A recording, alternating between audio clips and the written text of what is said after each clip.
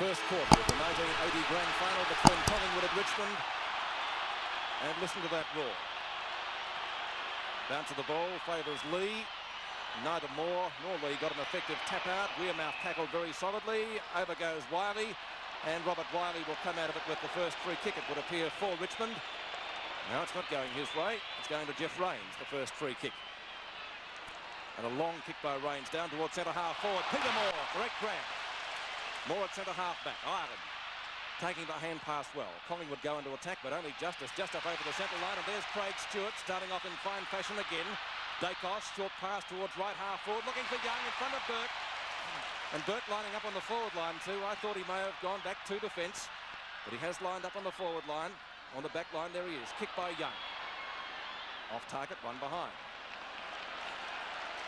First score of the match. Coming up at the 1 minute mark of the quarter. As we wait the kick out now by Michael Malthouse.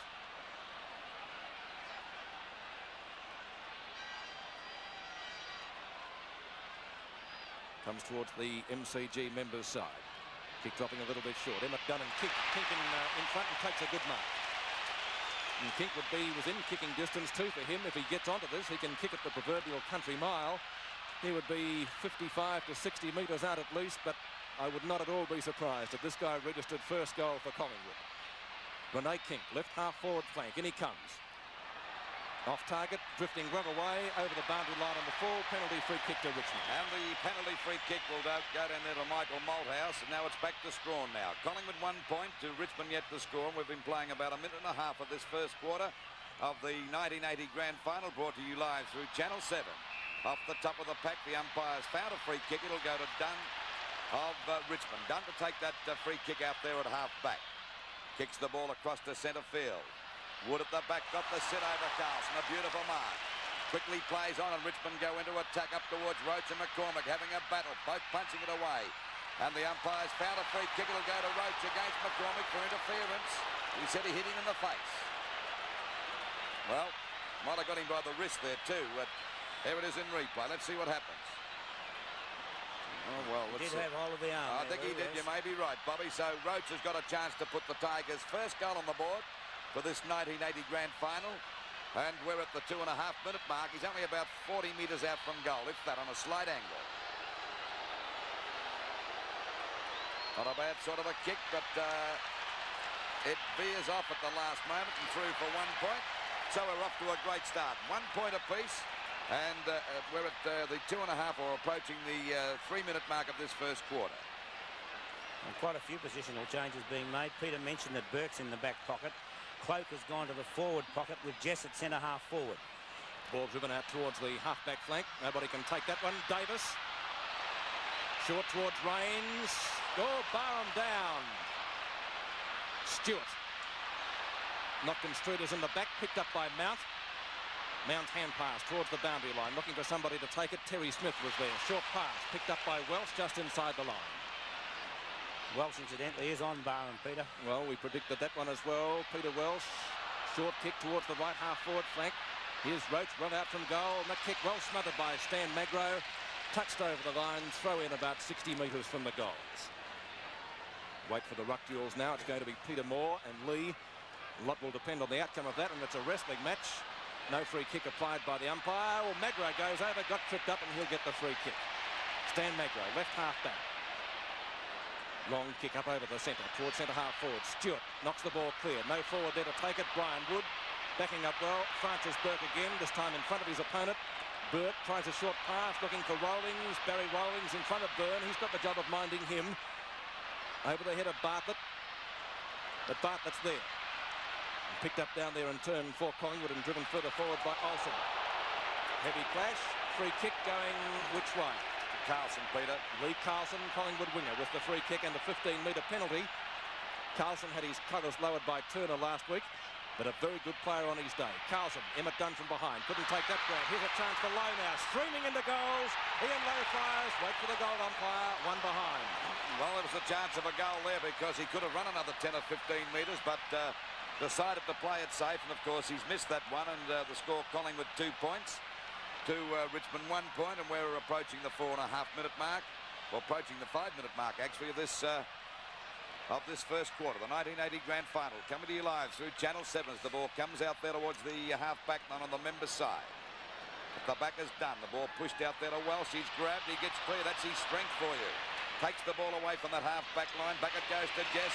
Outmaneuvered, picking on. Maguire's grabbed him around the neck. It'll be a 15-metre penalty. There's a man loose down there. He's found him, Jess. It's a good pass, and Waitman's got the mark. He'll run to an open goal and fire. And that's good. That is good. That's the first goal of the Tigers at the 5-minute mark. That was Magro's man too, Lou. Yes, that's right. Philly's playing the part of Magro, so we see Richmond go to 1 goal, 7 points. To Collingwood 2 points only. Well, Magro was more concerned with what he was going to do with Jess than worry about his man.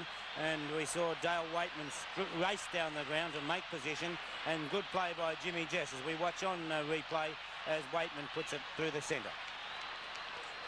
5 minutes gone in the first quarter. 7 points, plays 2 in the 1980 Grand Final. Centre bounce again. It'll be Moore against Lee, the two giants of these sides. Knocked out by... ball down there towards that centre position. It'll be a free kick there to Little Shaw, the Collingwood skipper. The ball out wide now. Francis Burke with a sit, but knocked away by Young. He goes after it again. They fall over. Mount gets it out. Find it to Malthouse at half back. And the ball is out there towards Wood, but coming across as Rawlings gets away from Byrne. That's the second time he's done that. Short pass. It's all right. And a mark to Wiley. Richmond looking good at the moment. A pass looking for Bartlett. It's too long. It's out of bounds. But I think it'll be a throw-in. A throw-in from Richmond's half-forward line. Another interesting move by Richmond, Lou, is Mount to centre half-back against Stewart. It's about, let's see, about 60 metres around from the Richmond goal. Richmond a 1 goal, 7 points to Collingwood 2 points. Ball back into play. Knocked out by Lee. Pushed away again to Carlson. A hand pass to Shaw. He's in a bit of trouble, but breaks clear. Boots the ball back towards Stewart and Mount. Stewart at the back. Couldn't grab that one. It's on the ground. There's Weirmouth trying to crash out of the pack. Finally, it's Rains swooping on the ball beautifully as he shoots it across towards the centre of the ground. And Welsh cops on that time. He goes down. Rene King getting through the pack. The incredible Holt's got it out to Barham. And the racehorse is trying to break clear. Back it goes, but towards Dacos. He's in trouble here as he gets a hand pass back to Magro. But the umpire says play on. A long kick up there towards Davis.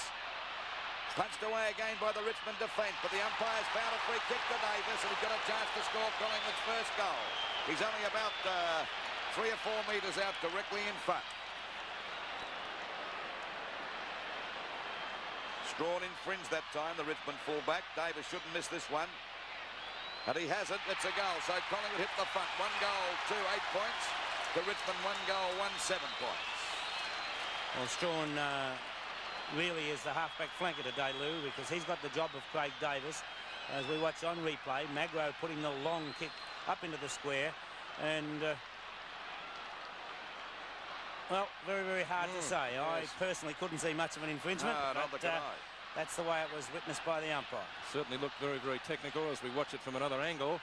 Driven down towards the goal from our camera crane, and you'll see the infringement that the umpire detected. There it was. 8 minutes gone in the first quarter. 7 plays 8 in the grand final. Knocked down by Lee.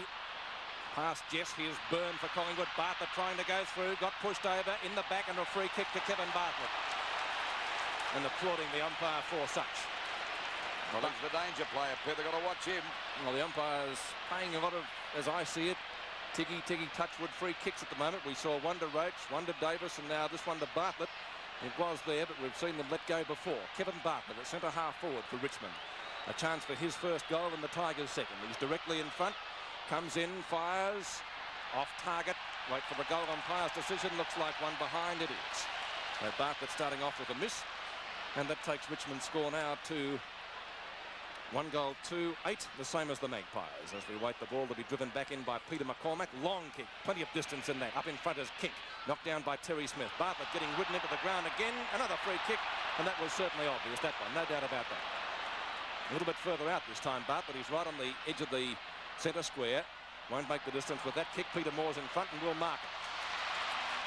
And that's confidence for you. Cloak a little bit too slow. Peter, he'll probably come around this member's side, and I did notice that Ricky Barham is limping, and whether or not when he kicked the ball off the ground before, he may have stretched that hamstring. It's hard to say. We went over pretty solidly too earlier. Lee, the high flyer, couldn't take it. Kink. Oh, the ground must be a little bit slippery, must have been watered. Pickens high kick towards centre half forward. Francis Burke, and taking another safe mark. 9 minutes gone and scores at dead level in this first quarter. The 1980 Grand Finals. We wait now for Francis Burke to get the ball out there towards that half forward flank position. There's Cloak coming in, trying to judge the bounce, but couldn't pick it up. Finally picked up by Picken. It's a bad kick, and Welsh takes an easy mark. It'll be a 15-metre penalty now. Welsh has got the mark out there at half forward, about 50 metres out from goal. He's got the job of minding Ricky Barham. There's McCormack watching Roach very closely. Ah, beautiful mark for Roach. Outmaneuvered incompletely. Too tall, Lou. A beautiful mark from behind that time. He's right on the edge of the kick-off mark, and a chance to score a goal here for Richmond. And Roach is yet to score his first goal for the club. Welsh has got the job of minding Barham, and there could be a bit of could be a little bit suspect with that fire. The kick is okay. It's another goal to Richmond, so they go to 2 goals to 14. To Collingwood 1 goal to 8 points, and we're just on the 10-minute mark. We'll watch the replay now as Peter Welsh puts the ball down. It was a bad piece of defensive work in the first place, Lou, by Bill Picken to virtually go straight across the ground when there was nobody there. And from our crane now, we watch as Roach puts the ball through. It's the Clark Mobile crane, of course. 11 minutes gone in the first quarter of the 1980 Grand Final. 2 goals to Richmond. Collingwood 1 goal to 8, a difference of 6 points. Well, back to the centre. It's Mark Lee against Peter Moore. There they go for the bounce. Mark Lee again, picked up by Picken, then he fumbled the ball. He goes down. He got one on the back of the head that time from Jimmy Jess. I think he's okay. He's a little short of the centre field position. Looked a bit stunned there, Billy, but that look seems to be with Billy for some time.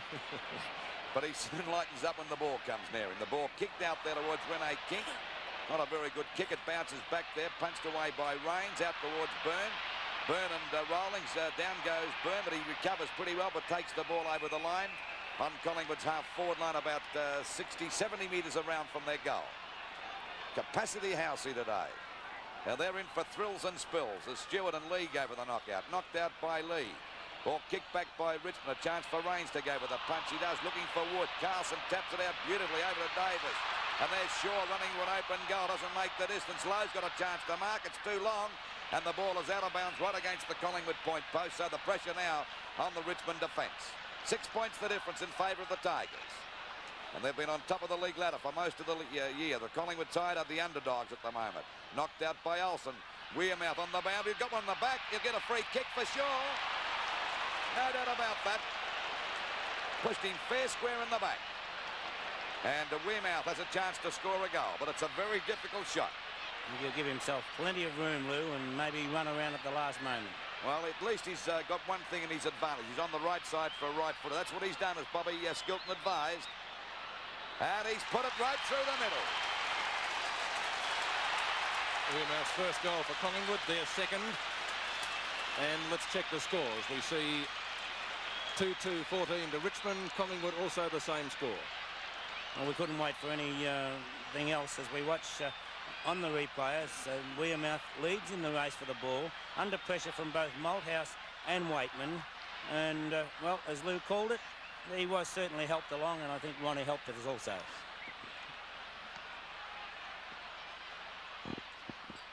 "13 minutes have gone in the first quarter of the 1980 Grand Final. Free kick going Collingwood's way to Ruckrow to Russell Olsen now for an infringement at the centre, and he'll drive the Magpies forward. There you can see the score, the clock in the lower right-hand corner of the screen as Olsen's kick up towards the full forward position. Malthouse getting grabbed, gets it over towards Burke, but only just. Well smothered, though, by the Collingwood players. It was Stewart coming in quickly, and it will be a throw-in. Peter, it's obvious that Mervyn Kane is going on and off the ball with Russell Olsen, and Terry Smith on and off with Rene Kink. Stewart and Dunn contesting the boundary throw-in. Knocked down to Kink. Oh, holding the ball, says the crowd, and umpire Ian Robinson certainly agrees with that, and Richmond not wasting any time either as Malthouse drives the Tigers out of the danger zone. Lee cleverly knocks it forward, jumped at the wrong time, but then biffed it over his head. Here's a go for Magro and Bartlett. Magro gets there first. Jess tries to go through with the elbow. Free kick to Collingwood. Andrew Ireland, the recipient. Ireland at right half back. Well, he's almost down towards the back pocket, actually, Ireland. Boots the ball out of the danger zone again. Towards the centre of the ground. Moore missed it. Over the top was Wood, but it comes to Wearmouth. Back to Rains. Rains gets around nicely. Kick doesn't cover much distance, though. Ray Byrne. Long hand pass. Carlson is on centre wing. We'll put Collingwood forward again. He started off pretty well. Lee Carlson out on his wing there today, looking for Lowe. Knocked away from him. Olsen's there, high towards full forward. Barham and Welsh. Stewart. Back to the skipper, Ray Shaw, calling forward as Lowe. Too slow to get rid of it, though. Very scrambly play over the boundary line for a throw-in. In the forward pocket, or between the pocket and the half-forward flank. Actually, that means it's about 45 metres around from the goals. Mount contesting from the front, knocked down by Emmett Dunn, taken away by Ray Shaw. Roving well, the Collingwood skipper, he'll fire at the goals. Is it coming around? Hit the post. Hit the post.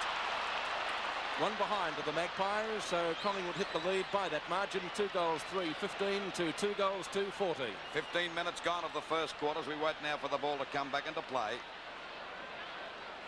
Francis Burke boots it out there towards the centre. It's over centre half back. It's a long kick, and there's nearly a mark. Noted Dunn. He didn't pay it. Wearmouth fumbled. He got one in the back. Umpire said it'll be a baller. But it was nearly a mark to Dunn that time, Bob.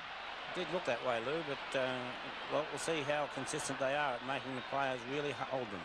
Back it goes again. Knocked out by Stewart. A beautiful knockout. Rene King trying to burst through the pack, but this is Wood coming out at centre half back. The ball back towards Richmond centre half forward position. Picked up by Waitman out to Bartlett on his gun. It looks dangerous, and he hooks the ball out wide. He's gone for a short pass to Jess. And Jess has played on foolishly that time. Put Welsh under pressure. But he gets away nicely from Magro. The ball up there towards the full forward position. There's Roach at the back. The ball pushed out by Moore. Scooped away again by Morris. And the ball is out of bounds about 30 metres around from the Richmond goal. Collingwood at the moment 2-3-15 to Richmond 2-2-14. 16 minutes gone of the first quarter. Lee got a knockout, but not a good one. It's finally pushed out to Bart. This looks dangerous on the boundary line. A goal coming up. It's a goal. Hungry does it again. Beautiful goal to Bartlett. He's giving the victory sign as he runs past there with a fist in the air. 17 minutes gone, and Richmond go to the front now. They're 3 goals, 2-20 to Collingwood at the moment. 2 goals, 3-15. We watch again on replay, and we find Kevin Morris nowhere near Kevin Bartlett. Wherever Bartlett goes, Morris has to make sure that Bartlett is Morris is between Bartlett and the goals. 17 minutes gone in the first term. 20 plays 15. 5 points the difference. Moore and Lee. Peter Moore with a big fist to it. Down towards right half forward. Chance for Kink to pick the ball up. Mount tries to grab him, but he's too fast and too big. Kink. Hand pass out okay. Young fires at the goals. Is it a quick answer for Collingwood? I think not. And through for only 1 behind. So that makes the difference. 4 points now in the first quarter. 20 plays 16. 3 goals, 2 behinds to Richmond. 2 goals, 4 behinds to Collingwood as the sun valiantly tries to peep through the clouds. Not a bad day for football, though. Hardly any breeze. Michael Malthouse's kick dropping a little bit short again. Dunn's there. Knocked away by Lowe. Wiley goes the wrong way. Looking for Malthouse. Got met heavily, but stood his ground well over the boundary line, and we'll see a throw-in taking place in the forward pocket. Forward pocket for Collingwood. 1980 grand final. Attendance around about the 115,000 mark. Stewart and Dunn. Knocked down by Stewart. Wearmouth. Craig Davis, snapshot for goal. It was touched. It won't be a mark, and Peter Welsh, sensing that, knocks it over the boundary line once again for a throw-in, but this time closer to the goals by about 10 metres. Same 2 players contesting the boundary throw-in. Stewart and Dunn. Knocked down towards Malthouse again, doing a good job in defence for the Tigers. Jimmy Jess. Lee cleverly knocks it on. Well played by Richmond. Jess goes for a short pass, which was a shocker, as you saw. Magro. Over he goes. Must be slippery out there, as I said before. Free kick going Richmond's way for holding the ball. Jeff Rains taking the pass. Looking down there for Cloak. He's in the goal square. He's got the front posse and almost the mark. Wait for the umpire. No, touch through for 1 behind. Almost a mark to David Cloak. The scores now in the grand final. 21 plays 16, a difference of 5 points. 19 minutes gone of this first quarter. The ball back into play again. Out there towards centre half back. Wood couldn't hold that mark. They're all missing there as we see the ball pushed out by Smith. In goes Wood again. He scoops it between his legs and the umpire decides to ball it up out there at centre half forward for Richmond. It's about 60 metres out from their goal. They're in front by 5 points. Knocked out by Leeds, dominating those bounces or the ball ups at the moment. Oh, beautiful play by Wood. Back it goes to Kane. A long shot for goal. It's not a bad sort of a kick either. A goal. It's a goal. So at the 20-minute mark, the Tigers now 4 goals, 3. 27 points to Collingwood. 2 goals, 4, 16. Well, that was a nice bit of play on the part of Wood too, Bobby. Well, Wood is one player that Richmond always look to for, I'll say, leadership in his endeavours, the way he goes about his football, and hasn't had the best of years. And to see Brian Wood come back after a couple of broken legs, it is really great, not only from a Richmond point of view, but from a football supporter's aspect. 20 minutes into the first quarter, 27 plays 16. Centre bounce again. Lee doing the better at the moment. Lee got another one back there towards the centre half forward position. They're all missing at the moment. Oh, good play by Ulster. Not playing a bad game for Collingwood today either. Mount forces the ball out towards Smith. Then Mount tucks it away from Smith. The ball out wide. There's a chance now for Wilder to send Richmond deep into attack as he goes for a pass out towards that boundary line, looking for Roach, but it was a bad kick. Perhaps he'd have been better to go straight at the goal. So it's out of bounds, about 30 metres around from the Tiger goal. At the moment, they're 27 points to Collingwood 16. There we see Peter Moore. Peter Moore against Cloak this time. Both manoeuvring for position. Now it's Moore breaking away from the pack, and can this big fella go? As the ball is shot back towards the centre of the ground, but where are the Collingwood players?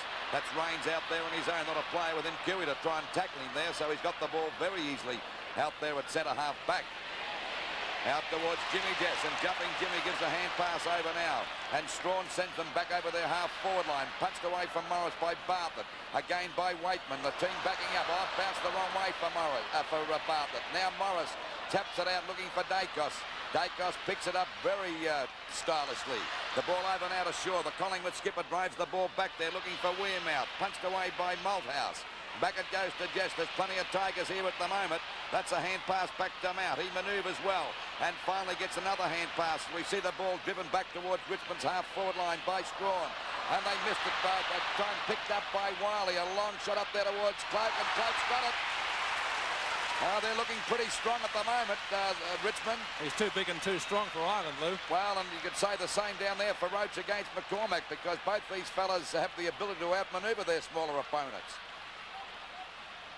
So there's a chance for a goal here. Let's see the shot. Oh. 1 point. So at the 22-minute mark, we see Richmond increase their score by their 4 goals, 4-28. To Collingwood, 2 goals, 4-16. 23 minutes gone in the first quarter.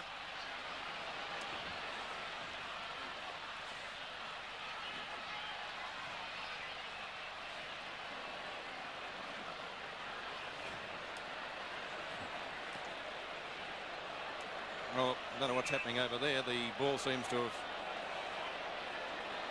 got lost. Everyone blaming somebody else. That's right. Jimmy Jess been in the thick of things in the first quarter for Richmond so far. Now we have it back with Peter McCormack, and Collingwood not looking too good at the moment, trailing by 2 goals. Richmond certainly playing the better football at present in the first quarter. Lee and Moore knocked on by Carlson. Mount jumping very high, gets it away, ridden into the ground. No free kick forthcoming, or is there? Yes, there will be. Stephen Mount to take the free kick for the Tigers, right in the centre of the ground, and favouring the drop punt. Looking for Cloak again, using his body well, but he couldn't take the mark. Terry Smith, left half forward flank, tries to centre the ball, looking for Roach. McCormack's right there with him on this occasion. Morris, short to Dacos. Dacos at centre half back. Collingwood a little bit nonplussed at the moment. The Richmond onslaught has certainly caught them off guard. Long kick by Dacos. Strawn at the back. Not clear. Davis. Scouting well to Weirmouth. Has to get rid of it. Francis Burke right on his hammer.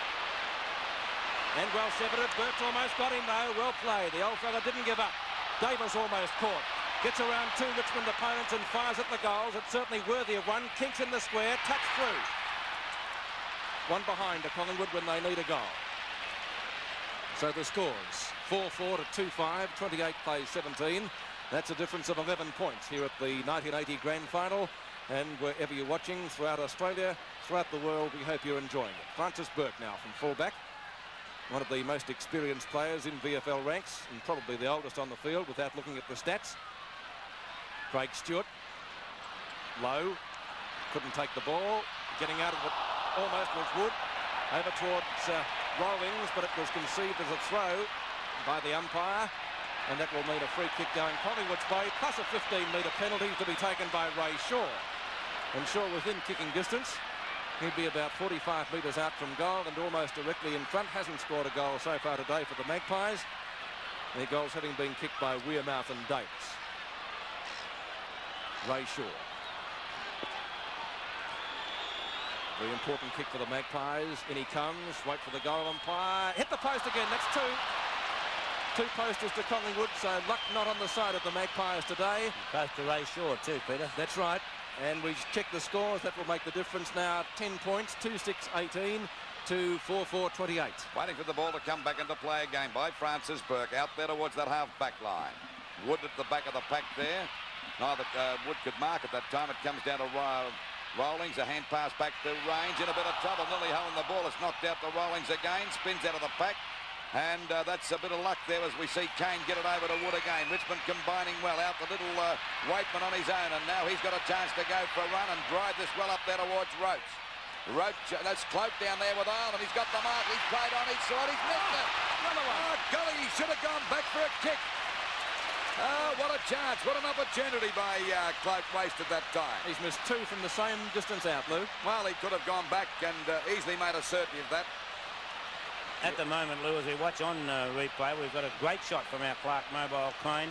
And well, really, even though he played on, it was amazing that he did miss. I think he probably did the right thing playing on. Raines drives it down there to Roach. Roach taps it down, looking for Bartlett. Kicked off the ground by Morris. Nearly in danger. Sure, the hand pass back to Ireland.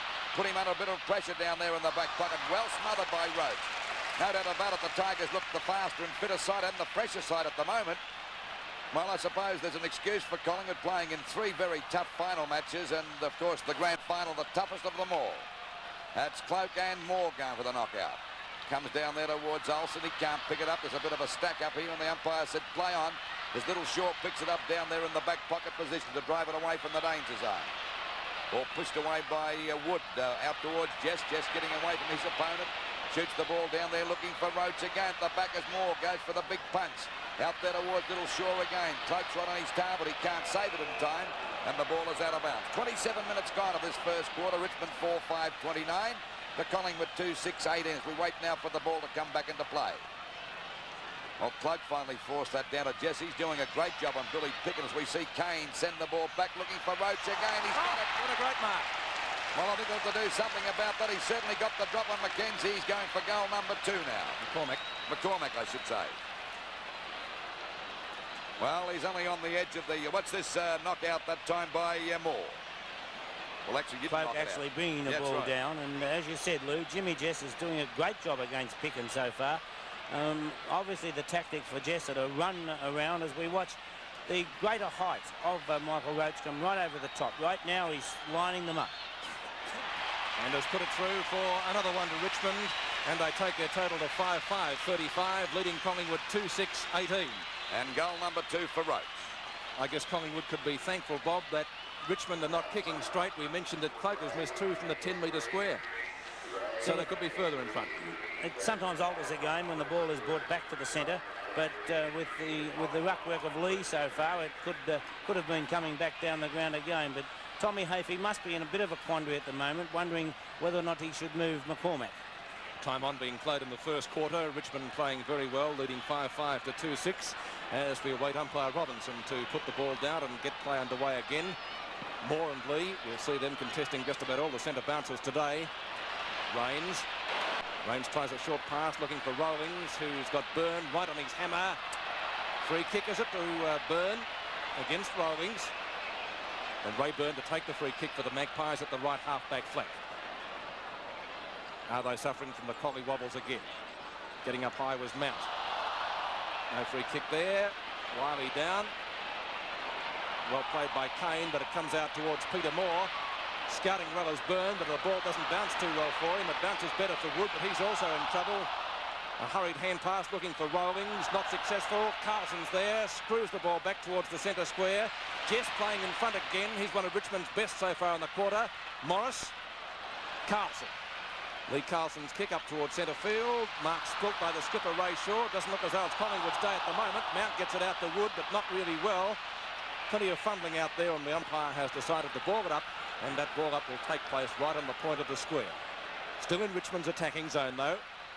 They look the better side so far, but there's a long way to go. Magpies looking a bit tired to me. I don't know what you think, Bob.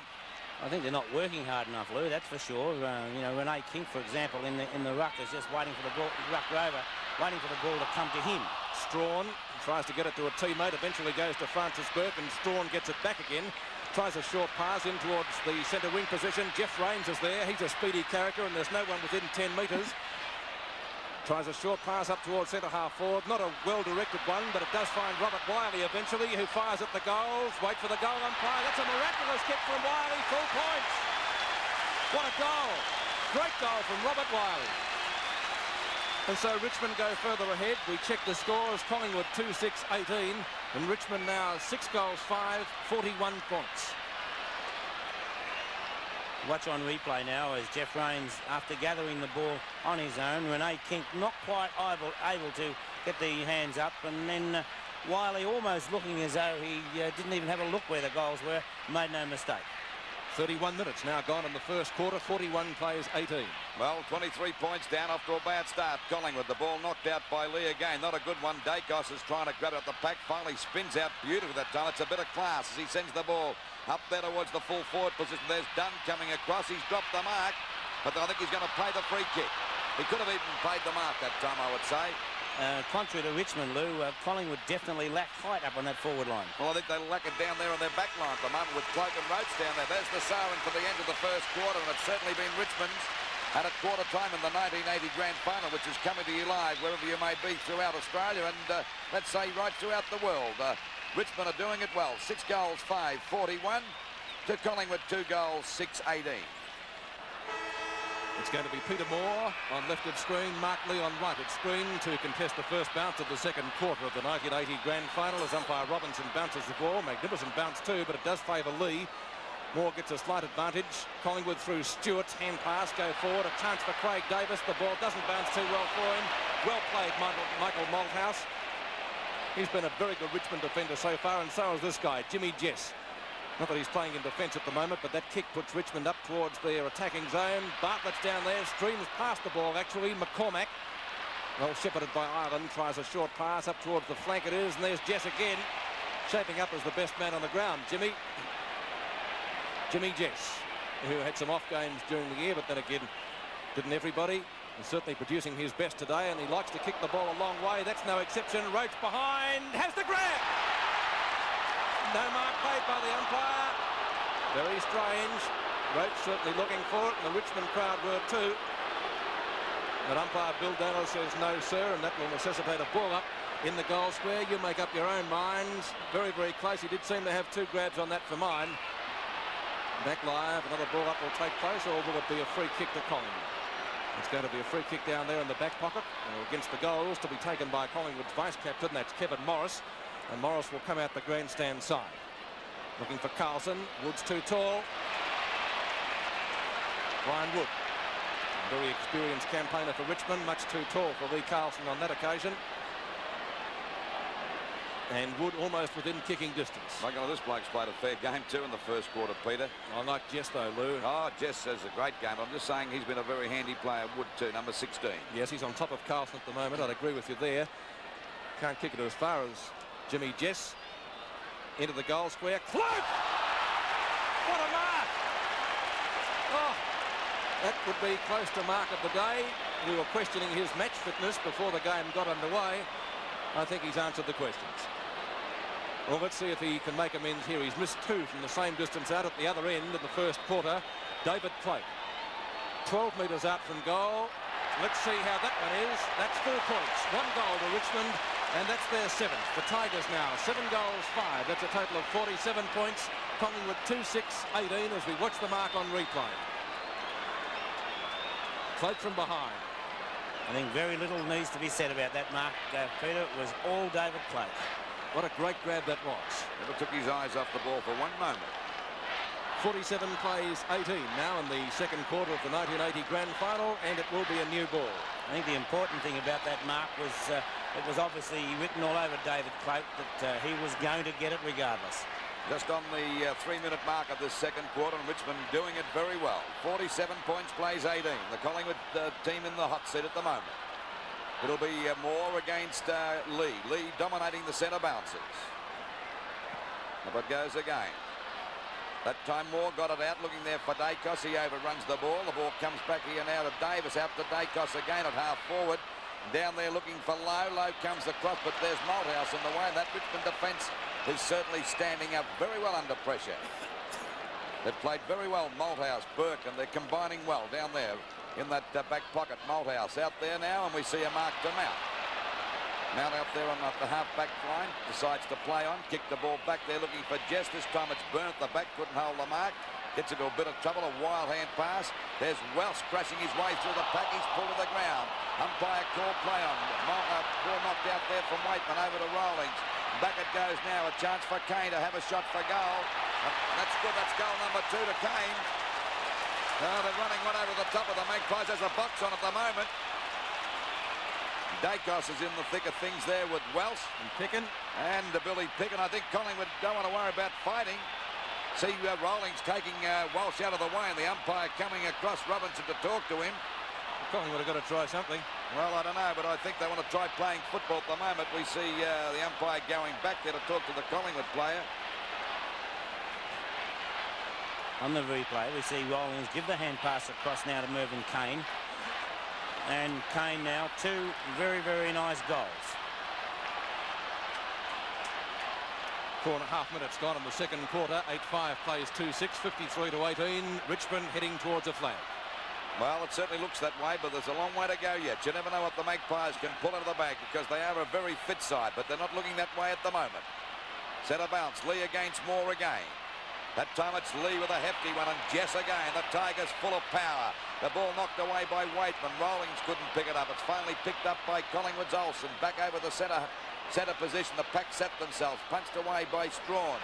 And again by Jess. By God, they're playing with confidence. Big Lee takes the ball away. Goes for a pass. Looking out there for Bartlett. He's a mile away from Morris. He grabs it on the boundary line. Has a snap for goal. Right across the face. A chance now for Cloak, but I think it's over the line. Yes, it's over the line, and a penalty free kick will go down there to Andrew Ireland. We're at the 6-minute mark, and the Tigers doing it well. 8 goals, 5-53. The Collingwood 2 goals, 6-18. And we wait the penalty free kick for the Magpies to be taken by Andrew Ireland. No, he can't do that. He has to kick over the mark, which will be out towards the MCG members stand. And Collingwood looking a very ragged combination. I felt last week against Geelong that they tended to stop in the last quarter. It certainly carried on that way today. Maybe the 3 hard matches has taken its toll. Mark Lee from behind. Big punch down. Magro got caught once, twice, holding the ball. Or is it too high? Too high. Stan Magro and taking the free kick towards centre wing. Jess in the middle of the pack. Grab behind the Picken. Good mark. And he gets his first mark for the day, Peter. And his first touch, I think. I think about his first kick or second kick. That's right. Predictably from Picken, dropping short. Getting out is Davis. At least he's looked like getting the ball down there. He's the only Collingwood forward worth his salt at the moment. There's not too many of them. Not clear. Welsh is there for Richmond. Over the boundary line it goes, and that throw-in will take place in the Tigers' forward pocket, right next to the behind post. He's Stewart now on Jess, so that's one move made. Dunn in front. David Young. Touch through, I think, for one behind. Yes, it is. Now Collingwood badly needing a goal. Can't score them. Francis Burke will kick out from fullback. A better play you wouldn't find for going all day. How long will he go? I think he'll be back next year. I guess all Richmond supporters will be hoping that. Francis Burke wide towards the flank. Barham. It's about his first touch of the day too. Maybe his second. Barham tries a pass. Not too well directed towards Picken. Shaw eventually picks it up. Is he off target? Wait for the goal umpire. Now it's a goal. A badly needed one too for the Magpies. And that's Shaw's first goal. Collingwood now 3 goals, 7-25. Richmond 8-5, 53. Mike Woolnough there warming up on the interchange bench. So it'll be interesting to see what move it is. And it's Ricky Barham to come off the ground and Woolnough go on. So you know, it was surprising to see Barham spending most of his time in the forward pocket. But Barham now off, Woolnough on as Ray Shaw kicked that goal. Well, you were right, Bob, about Barham being injured, and he certainly did limp off the field. That's a bad blow for Collingwood, but he did seem to aggravate that injury early in the first quarter, so Barham obviously not too fit at the moment. We're at the 8-minute mark and the Magpies down by 28 points. 8-minute mark of the second quarter. And the Magpies not going too well at the moment. Well, that goal might give them a bit of hope. No, there's a long knockout, but picked up again that time by Stewart, now playing at centre half back, a hand pass. Coming out to Rains. Rains drives it up there towards the full forward position. Richmond fighting out there. Roach trying to pick it up, and there's Cloak. They're piling in the Collingwood defence, and the umpire's going to ball it up out there on that, well, on the edge of the square virtually. It'll be a ball up only about 3 or 4 metres out from Richmond's goal. Cloak and Moore. The free kick to Moore that time against Cloak for interference. Collingwood 28 points down. If we wait now more from that full-back position to get Collingwood out of trouble. Kick falls a bit short. Dacos in front, dropped the sitter that time. There's Carlson going for a kick off the ground. Had a mark there to Young. Oh, what an easy one he dropped. This gives Francis Burke a break. He's grabbed by the legs just about. Down they go. Nearly one in the back to Richmond again. But everyone's missing as we see Wearmouth trying to crash out of the pack. And the umpire's going to ball it up at centre field. By God, that was a bad miss by Young that time. It's the sort of thing that loses games. That's Lou. right. Lee goes with a big punch. He's dominating the ruck. Back it goes there to Wool now. Replaced Barham as the ball goes back there again over Carlson's head. A chance now for Kane. Kane with a hand pass out wide to Waitman. They're playing great football, Richmond. Back it goes to Wood. But he got a touch of the fumbles. In chips, so sure, he's doing a pretty good job for Collingwood today. Over Collingwood's half-forward line. Out it goes towards Billy Picken playing down. Got one in the back. Dropping the ball. I thought it might have been in the back. I think he put on what you might call a little bit of an act and fell forward. Well, they've switched them over. Stewart playing at centre half back and Billy Picken playing at centre half forward. The ball down there towards the wing position. Rene King coming across. Try to grab that mark. Sure again. But it's a bad kick and a mark to Kane. But the umpire's found a free kick. It'll be downfield and the free kick will go to Carlson. Carlson's got a chance now to send Collingwood deep into attack. It's a cross over their half-forward line. Up go the pack. No one takes. Oh, that's Stewart down there. He's playing at centre half back. The ball kicked out wide. There's a go now for Olsen to pick it up. If he's good enough, he's fumbled. He's grabbed. He's got one around the neck. He's got a free kick. He's got a hit in the face, I think. Now, Olsen's got a chance to score a goal. He's only about 30 metres out. The distance won't worry him. It's just a matter of accuracy. Not the most reliable kick in the side, Lou. Well, they're trailing by 28 points. This will make the difference. 22 points, and Olsen's yet to score a goal. Now, that's a shocking kick. He's put it out of bounds, and a penalty free kick to go to Dunn down there in the back pocket for Richmond. You were talking about Stewart going down on the forward line. David Young has been given the task of Jimmy Jess at centre half back. Emmett Dunn is the man on screen. I think Stewart went down there for a while and he came back, Bob. They must have realised that Young might be the man to do the job. Dunn was looking for Lee, but Peter Welsh at the back of the pack was backing up well. Welsh fires a short pass, looking for the man of the match, Jimmy Jess. But it just beats Robert Wiley over the boundary line. And what's happened down here? Jess having a slight altercation with David Young. And umpire Bill Dalla coming in to say, let's have wiser heads prevailing, fellas. Lee and Moore. Ray Shaw. Short, out of the pack. Malthouse. Malthouse, he's played very well today. So too is the whole Richmond side. But Malthouse and Jess, in my opinion, have certainly shone out with Mark Lee, who got a nudge out there and will get a free kick. And certainly taking the points off Peter Moore. That was the most vital duel of the whole match. Good long kick. Bartlett on his own. Oh, and the 15-metre penalty. Magro jumping right into him. And umpire Bill Darrell right on the spot. Good umpiring, foolish tactics by Magro. Nothing about that, Peter. A bad mistake by Magro that time. Also with the second goal at Magro's cost Collingwood, because Waitman got one before when Magro decided to rough up Jimmy Jess. And then Waitman broke away while Jess was worrying about the fight, while his opponent was. That's a goal. Bartlett has now kicked his second goal, and Richmond go further ahead.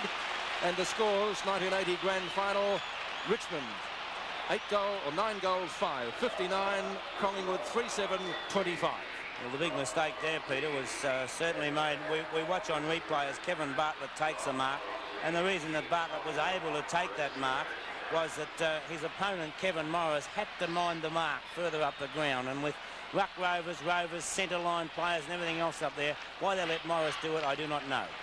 13 and a half minutes have gone in the second quarter. Richmond going further ahead on their way towards a flag. We'll soon find out. 59 plays 25. At the 13-minute mark, the Tigers in front by 34 points. The ball knocked back towards Kane. There's Young trying to get through the packment without the ball. The ball driven up that time by Richmond, but a mark taken there by Morris. Well, Morris can't afford to let Bartlett get 1 inch away from him because he's such a dangerous player. Out it goes towards Billy Pickett, now playing at centre half forward. Barham limping around the boundary, Lou. Well, looks as though Barham's going off the ground as the ball is sent back towards Collingwood's forward pocket position. Kink in the front posse. And there's going down as Olsen, one on the back, and Olsen takes the free kick about 45 metres out from goal. Well, he's just about directly in front, but I don't know whether he's that accurate enough to kick this goal. Not the greatest kick in the world, as Peter said before. But the Magpies badly needing another goal. They're trailing by 34 points as we approach the 14-minute mark of this second quarter, the 1980 grand final. It's off target and through for another point, so it's 33 points the difference.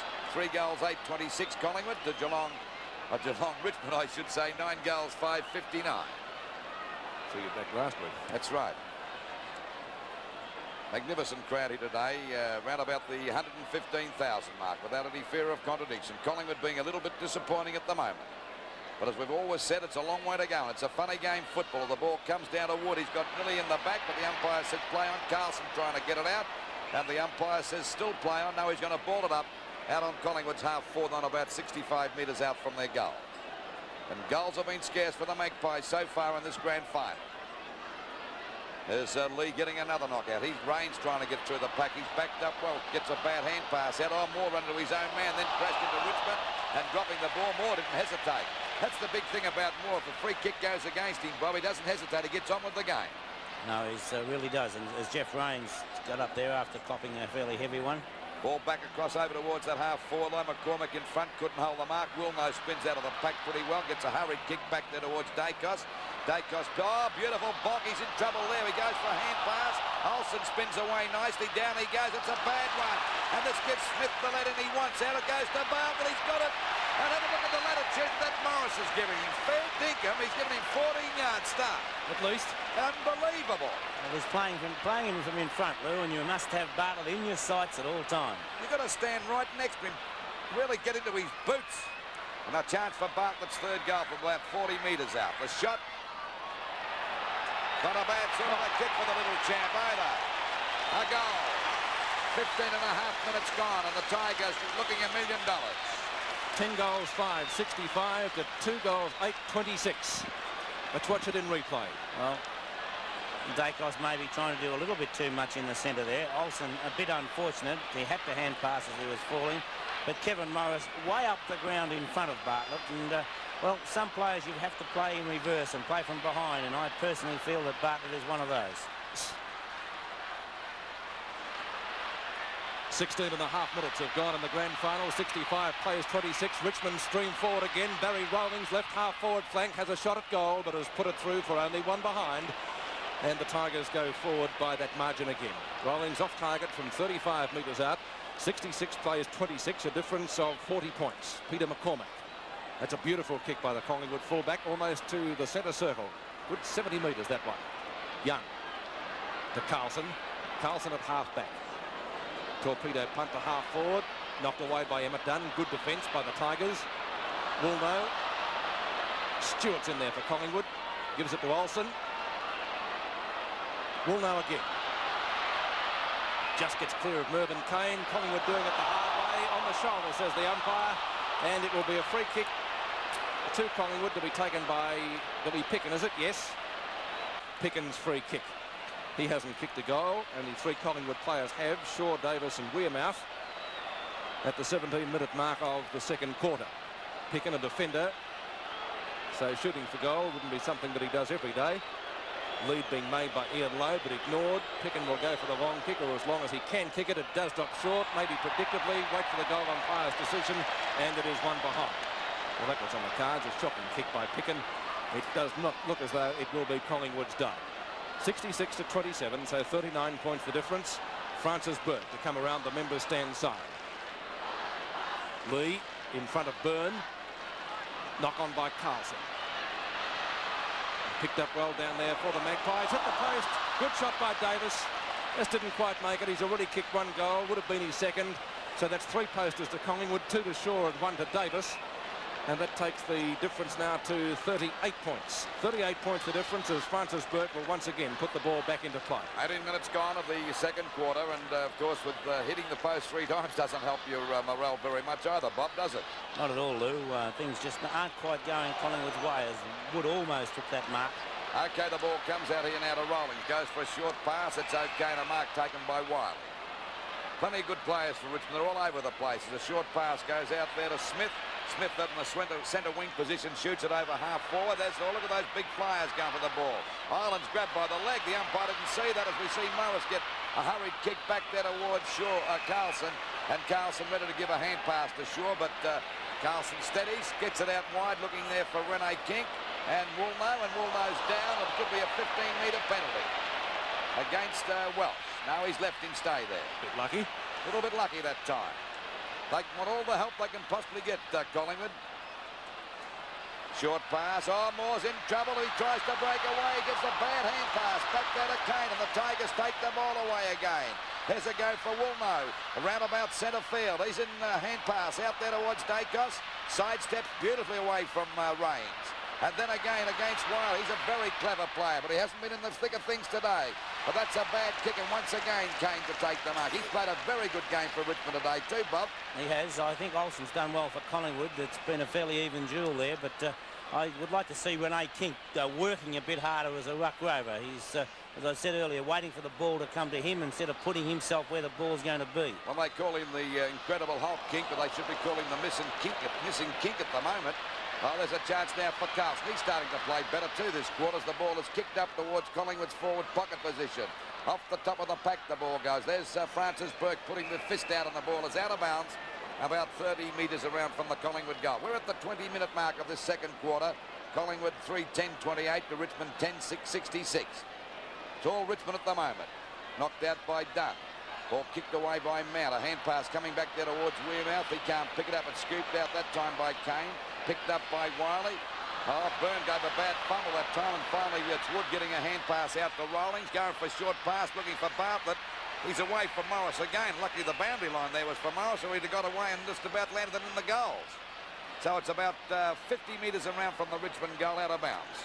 Approaching the 21-minute mark, and Richmond 66 points to Collingwood 28 points, and we certainly hope that you're enjoying this direct telecast through Channel 7 Network. More Wearmouth, a hand pass back there to Wiley, a short pass. He's away again, but he's well tackled that time by Morris. Picked up by Magro, a hand pass going out there to Woolnough. He fumbles the ball but recovers okay. Goes for a pass, looking there for Billy Picken. He couldn't hold the mark. Olsen got one in the back and was also holding the man, and Olsen to take the free kick towards centre half forward for Collingwood. Russell Olsen a long way from goal. Would need to be a mammoth kick to even get it into the 10-metre square. Tries to kick it long. There's plenty of Richmond high flyers there. Emma Dunn had the front posse. On the bottom of that was Dacos. Dunn getting ridden into the ground. The umpire didn't pay a free kick. Out towards Mervyn Kane again. Jeff Rains, Richmond centre man, who surprisingly didn't poll one vote in the Brownlow. This is Peter Welsh on centre wing.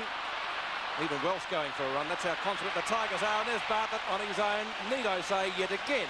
You couldn't blame Morris then, though. He had to go up the ground to meet Welsh, Peter. Well, you do have to do that. But Bartlett, ever the opportunist at right half forward. He kicked one from there before. This one won't quite make the distance. Into the 10-metre square. Knocked through by Peter Moore. And that means one behind to the Richmond total to take them ahead by that margin. The scores: Collingwood 3-10-28, Richmond 10-7-67. So once again, 39 points the difference. McCormack. Let's see which way he goes this time. Pretty well straight up centre field. Moore contesting with Lee. That will be a nudge out and a free kick to Lee. Mark Lee playing, I wouldn't say the game of his life, but he certainly upset Peter Moore. I think he's playing a pretty good game, Peter.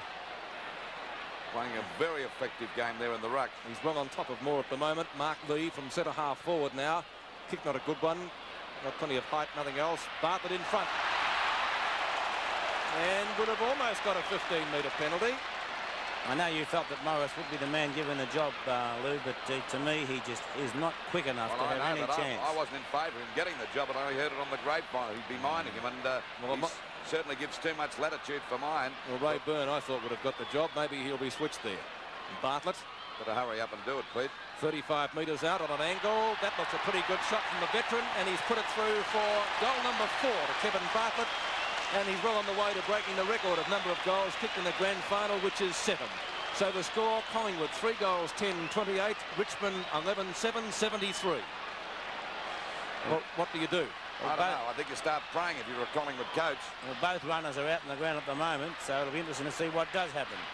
23.5 minutes now gone in the second quarter. The Tigers doing it well. And I think it's about time Tommy Hafey moved Morris away from... Well, he's done that, but Magro's got the job now, Lou. Well, let's see what Magro can do. Knocked away again by Richmond down there towards Wilder. There's a beautiful bit of play over to Range. Back it goes here to Wood. They're running hot at the moment, the Tigers. There's Bartlett on his own. Wood was grabbed, and what's the umpire doing? It'll be paying a free kick against Wood, and the free kick will go down there to Collingwood, and it'll be Stan Magro to take the free kick towards the back pocket position.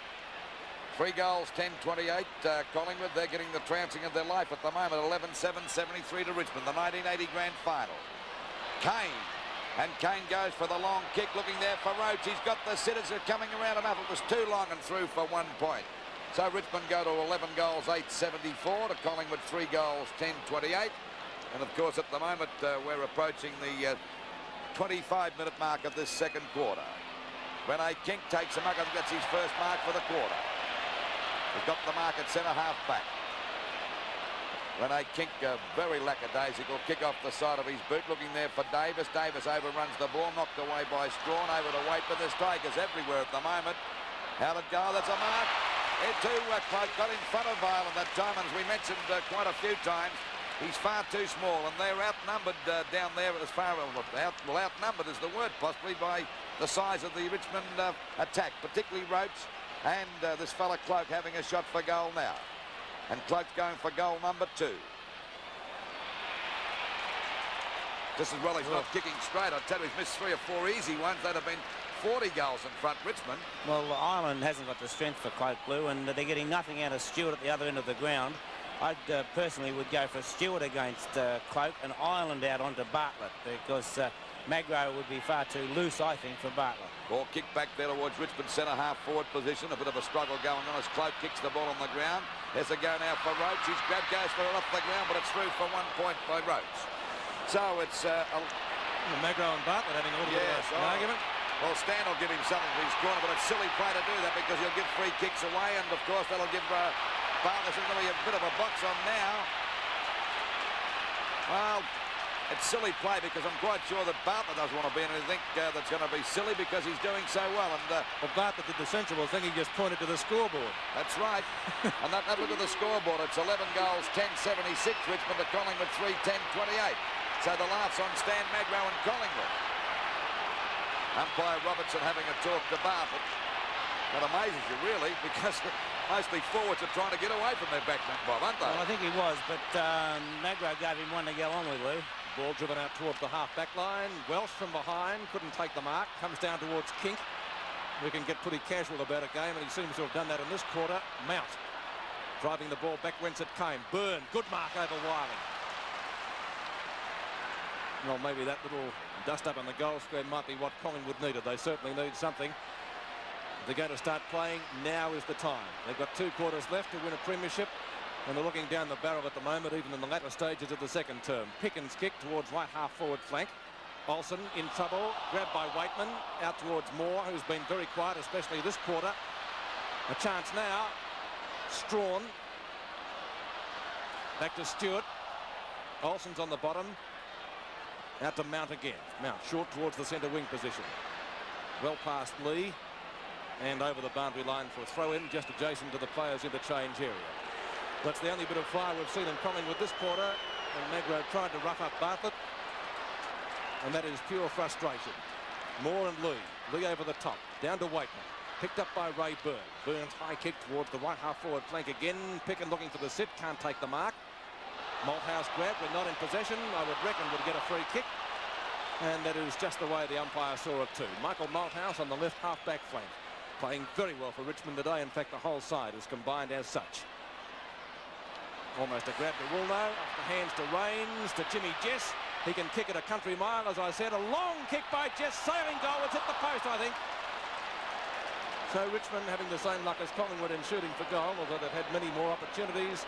And the scores now. Collingwood stagnating on 3 goals, 10-28. Richmond 11-11-77. Ball back towards centre field. King from behind. Takes mark number 2 for the quarter. Plays on directly, looking for Woolno, who's certainly livened up one wing since he came on to replace the Ricky Barham. Grab him by the hair. Well, I reckon it was good play on the part of Welsh that time because he was away for sure. It was off and running, Lou, for sure, yes. It stopped him, and that's all Welsh was trying to do.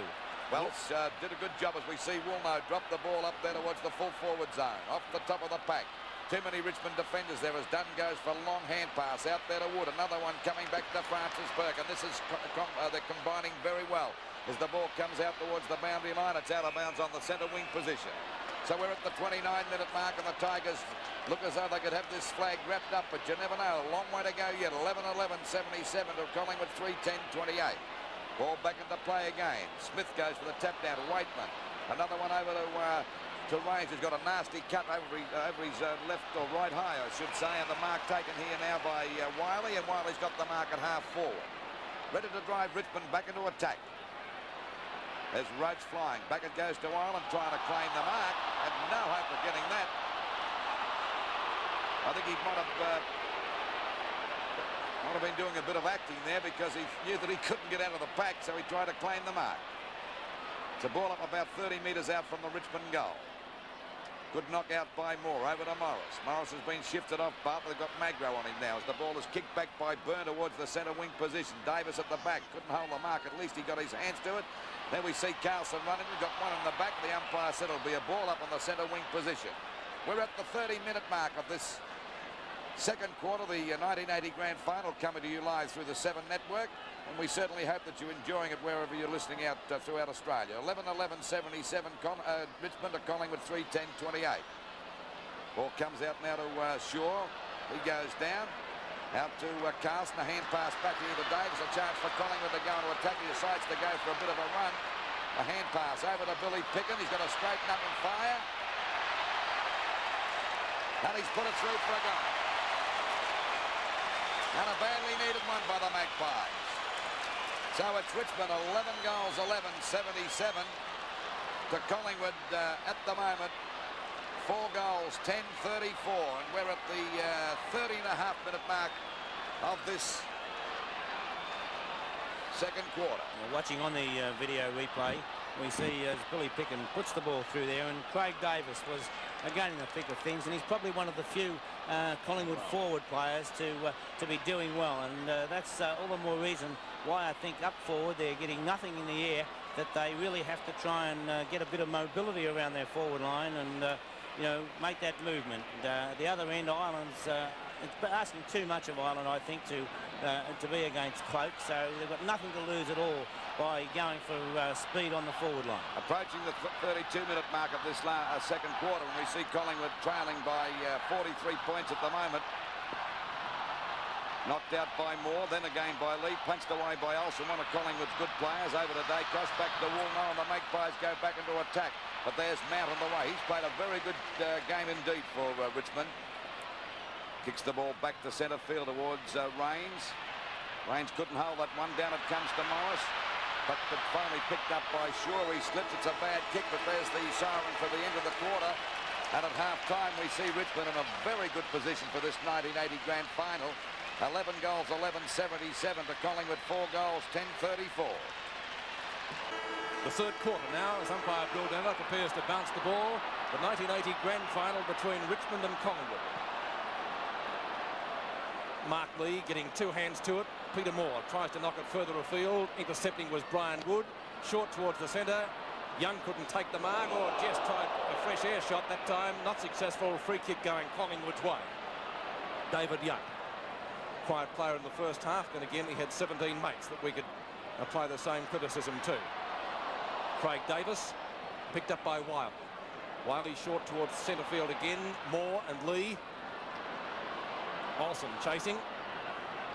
Hand pass as well to Young. Not a good hand pass in turn from him. Put Peter Moore under all sorts of trouble down there at half forward. Morris goes in solidly and has given away a free kick for a push in the back. Richmond player in trouble is Wiley.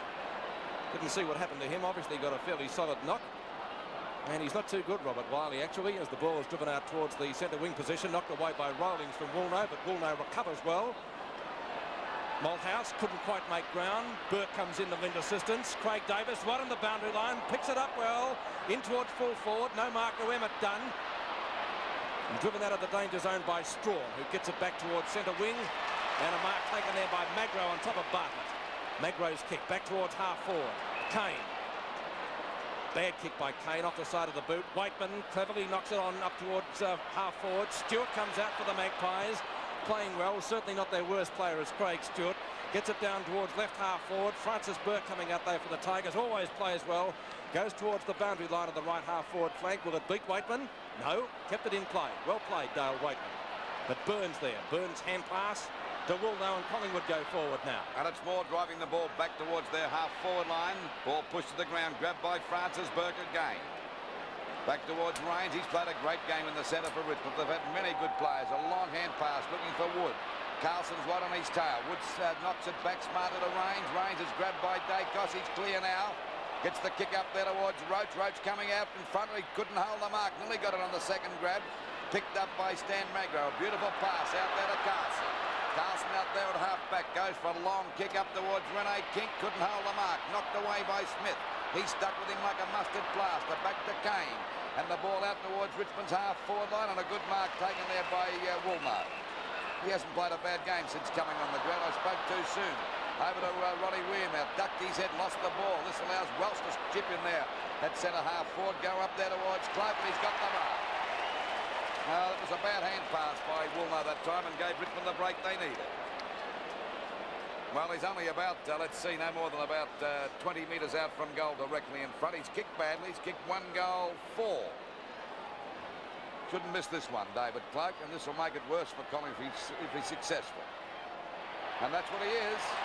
So it's 12 goals, 11, 83 points. Richmond to Collingwood, 4 goals, 10-34. There's Clark on screen.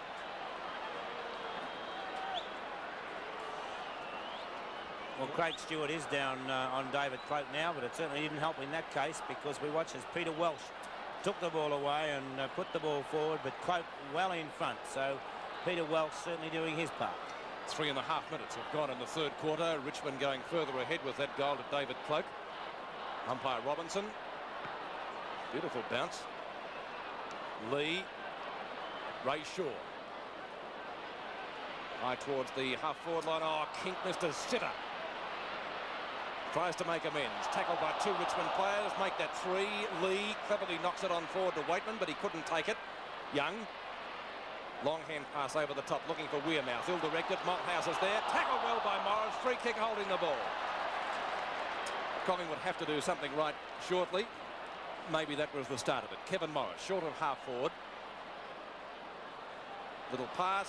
Oh, Moore fell over at the crucial moment, so he couldn't take it. Pickens down on the forward line, I notice. Carlson snaps at goal. Burke's there. Tony Shaw over the top and knocked through for Richmond by Barry Rowlings. So one behind to Collingwood. Good defence by Richmond.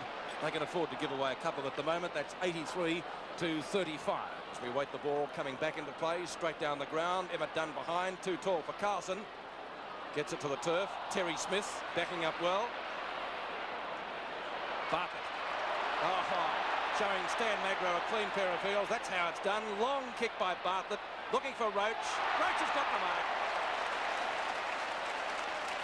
Well, Kevin Bartlett, how do you keep him down?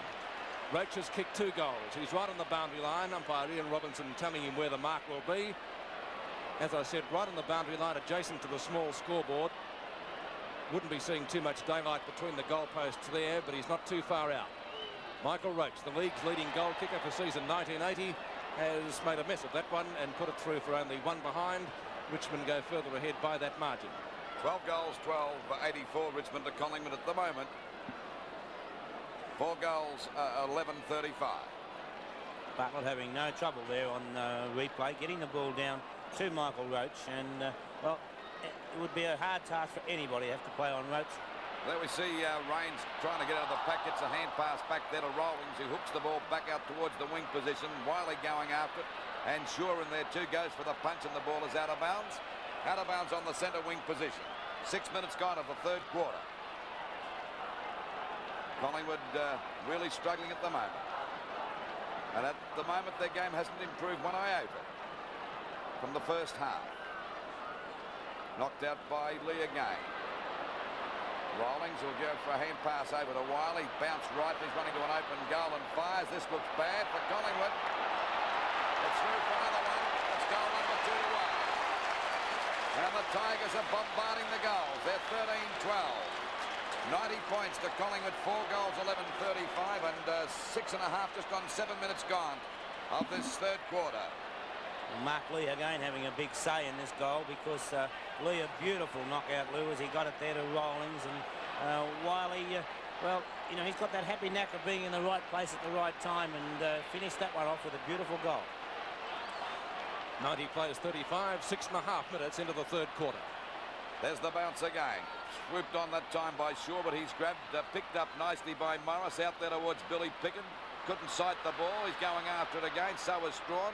Picken tries to back out of the pack. Couldn't get out. Richmond everywhere. Malthouse gets a hand pass to Strawn.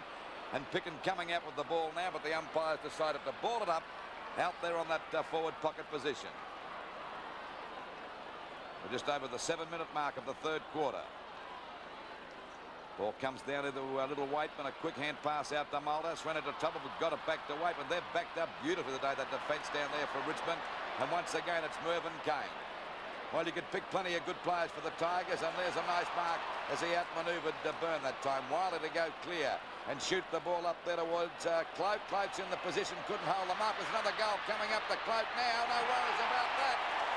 That's goal number 3 to Cloak, and the Tigers 14 goals, 12. 96 points. 96 points to Collingwood at the moment. 4 goals, 11-35. And the Magpies look to me as if they've had it, Peter, at the moment, the way they're playing. We watch that in replay.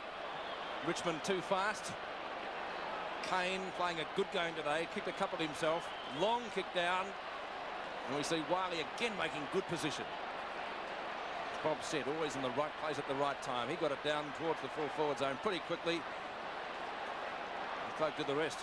Well, he's had plenty of mates, Wiley, for being in the right place at the right time. I think every Richmond player's done likewise. No doubt about that.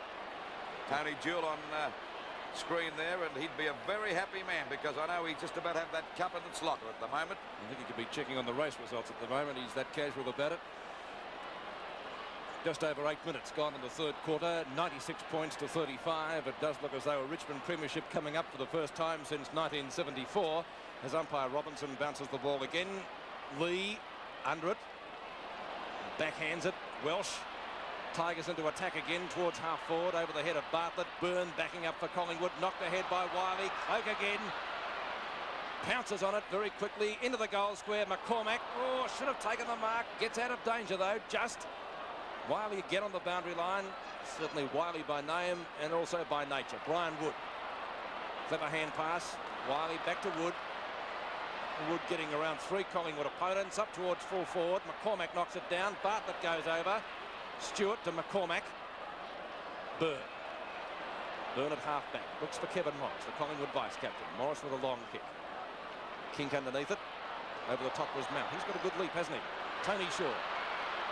The Magpies go forward. That's a rarity in this match. Craig Davis. Oh, Emmett Dunn flattened him. That was little Tony Shaw, I think, when he picks himself up. Yes, it is. He's a long way from goal, 55 metres. And the big burly Richmond policeman standing on the mark. Tony Shaw's kick, dropping short. Wearmouth in the front of the pack. Craig Davis backs him up. Ball rushed over the boundary line, though, for a throw-in. And that will take place adjacent to the point post. Peter Ricky Barham is back on the interchange bench and actually warming up. So I didn't notice him come out at half-time. Whether or not he had a little bit extra treatment, who knows? Well, they could certainly do with somebody. A fit Barham would be an acquisition out there. As we see a little bit of a wrestling match developing. Nothing really in it. And umpire Della will ball it up, I think. Richmond player in a little bit of bother down there. Who is it? Malthouse, is it? Yes. Must have copped a heavy one. He just realised it's his kick. That revives you pretty quickly, Bob, when you get a free kick. Doesn't it ever? He's got the free in the back pocket now and goes towards the outer side of the ground, looking for Emmett Dunn. Behind is Moore. Dunn in the right spot. Hasn't been Peter Moore's day. Been beaten well by Mark Lee at the centre bounces. And Moore hasn't shot around the ground over the head of David Young. Woolno's there. He's played fairly well since he came on. Welsh. Short pass. Bartlett. Oh, great play, Bartlett. And might get a 15-metre penalty because he did get pushed. Bartlett's kicked 4 goals. Has a chance to bring up his 5th. He's also got 2 points. Let's watch it again. Peter Welsh in possession, centre field. Short passes to Bartlett. You'll see Young come in and give Bartlett a bit of a heave-ho. Certainly was in the law for a 15-metre penalty, but Bartlett is 45 metres out, almost directly in front. He doesn't miss many, but on this occasion he has missed it. And that would be, I think, the second point that Bartlett has kicked today. 3. So he's got 4 goals, 3. Kevin Bartlett, 97 to 35, 14-13 to 4-11. 11 minutes gone in the third quarter. Ball back into play now by McCormick out there over the centre half back position. Lee and Moore go. Oh, good mark to Moore that time. Certainly hasn't been his day. That's a bad hand pass over to Wood. Wood was grabbed, didn't have the ball, picked up by Byrne now across there towards Strawn and Dacos. Dacos got his hands but couldn't hold the mark. Knocked out by Strawn over there towards little Waitman. In goes Olsen. He can't pick it up. That's Kane coming up without the ball. Finally Olsen takes it away from the pack. Up there towards Davis. A chance to mark. Oh, good play by Francis Burke. Magnificent play by St Francis that time. What great play it was. Davis had his name on that. By golly, what a great bit of play by the old champ. Ball back into play again. Out there towards that Richmond half-back one. Up goes Dunn. He's got another mark. He's played a fairly good game. But we see Strawn in a bit of trouble there with the thigh injury, I think, as the ball is picked up now by Richmond again. As we see Rawlings take it there with a hand pass over to Rains. Get to pick Richmond's best player. They're all over the place. Take your choice.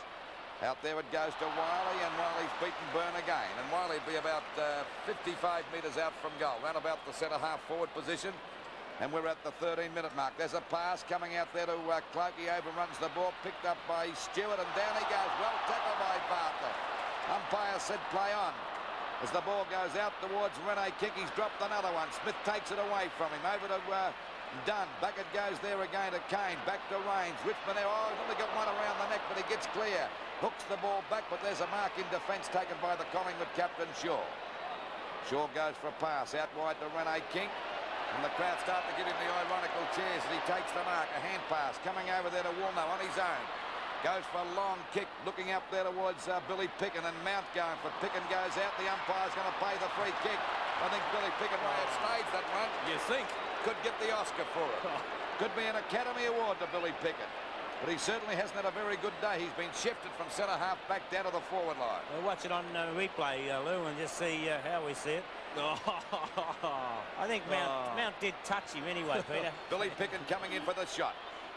And that's Billy Picken's first goal, and Collingwood, the second goal, I should say, and Collingwood go to 5 goals, 12-42 to Richmond 14-13-97. So that goal was badly needed as we approach the 14.5-minute mark of the third quarter of the 1980 Grand Final.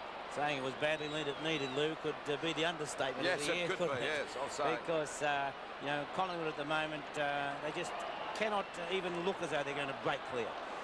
14.5 minutes gone in the third quarter. Peter Moore, last year's Brownlow medalist, to contest once again with Mark Lee, who's taken the points from him well and truly in this match to date. Emmett Dunn. Even luck's a fortune for Richmond today. Craig Stewart taking the mark at centre half back. Well, that's when you're hot. When you're hot, aren't you, Pete? No doubt about it. Everything comes off. This is Stan Magro, who incurred the wrath of Richmond supporters in the second term. Peter Moore and Lee clashing again. No mark to either player. Peter Welsh picking the ball up well on centre wing, and he has played well today. Welsh, short pass, Mervyn Kane, right on the VFL emblem. Kane's hand pass, looking for Rains. Tony Shaw was there, intercepting well. Little Magpie gets it back to Young. He's got one for his corner, and he'll get a free kick for that. Short pass from David Young. Ray Shaw, captain to vice captain, Kevin Morris taking it at half forward. Lee Carlson in trouble and got out of it well. Carlson now streaming forward, and Magpie fans find voice. They haven't had too much to cheer about. This is like a Gabovich run, this one, but he's missed it.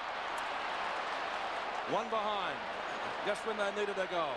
Now, Collingwood at least then, Peter, right from the moment Young kicked the ball, Peter Moore, Ray Shaw and others were at least running, and we spoke at half-time about the fact that Collingwood were not moving. They're at least making some sort of endeavour right now to run. Francis Burke at the 16-minute mark of the third quarter, putting ball back into play. Brian Wood, good grab. Wood at left half-back, and he has played a good game today, Brian Wood. Seldom puts in a bad performance.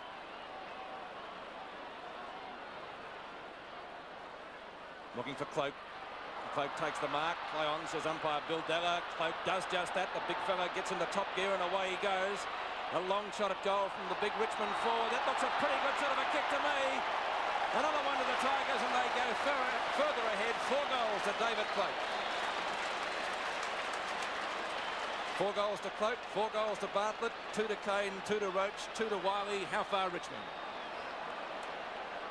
I see Ricky Barham coming back onto the ground too, and Craig Davis off.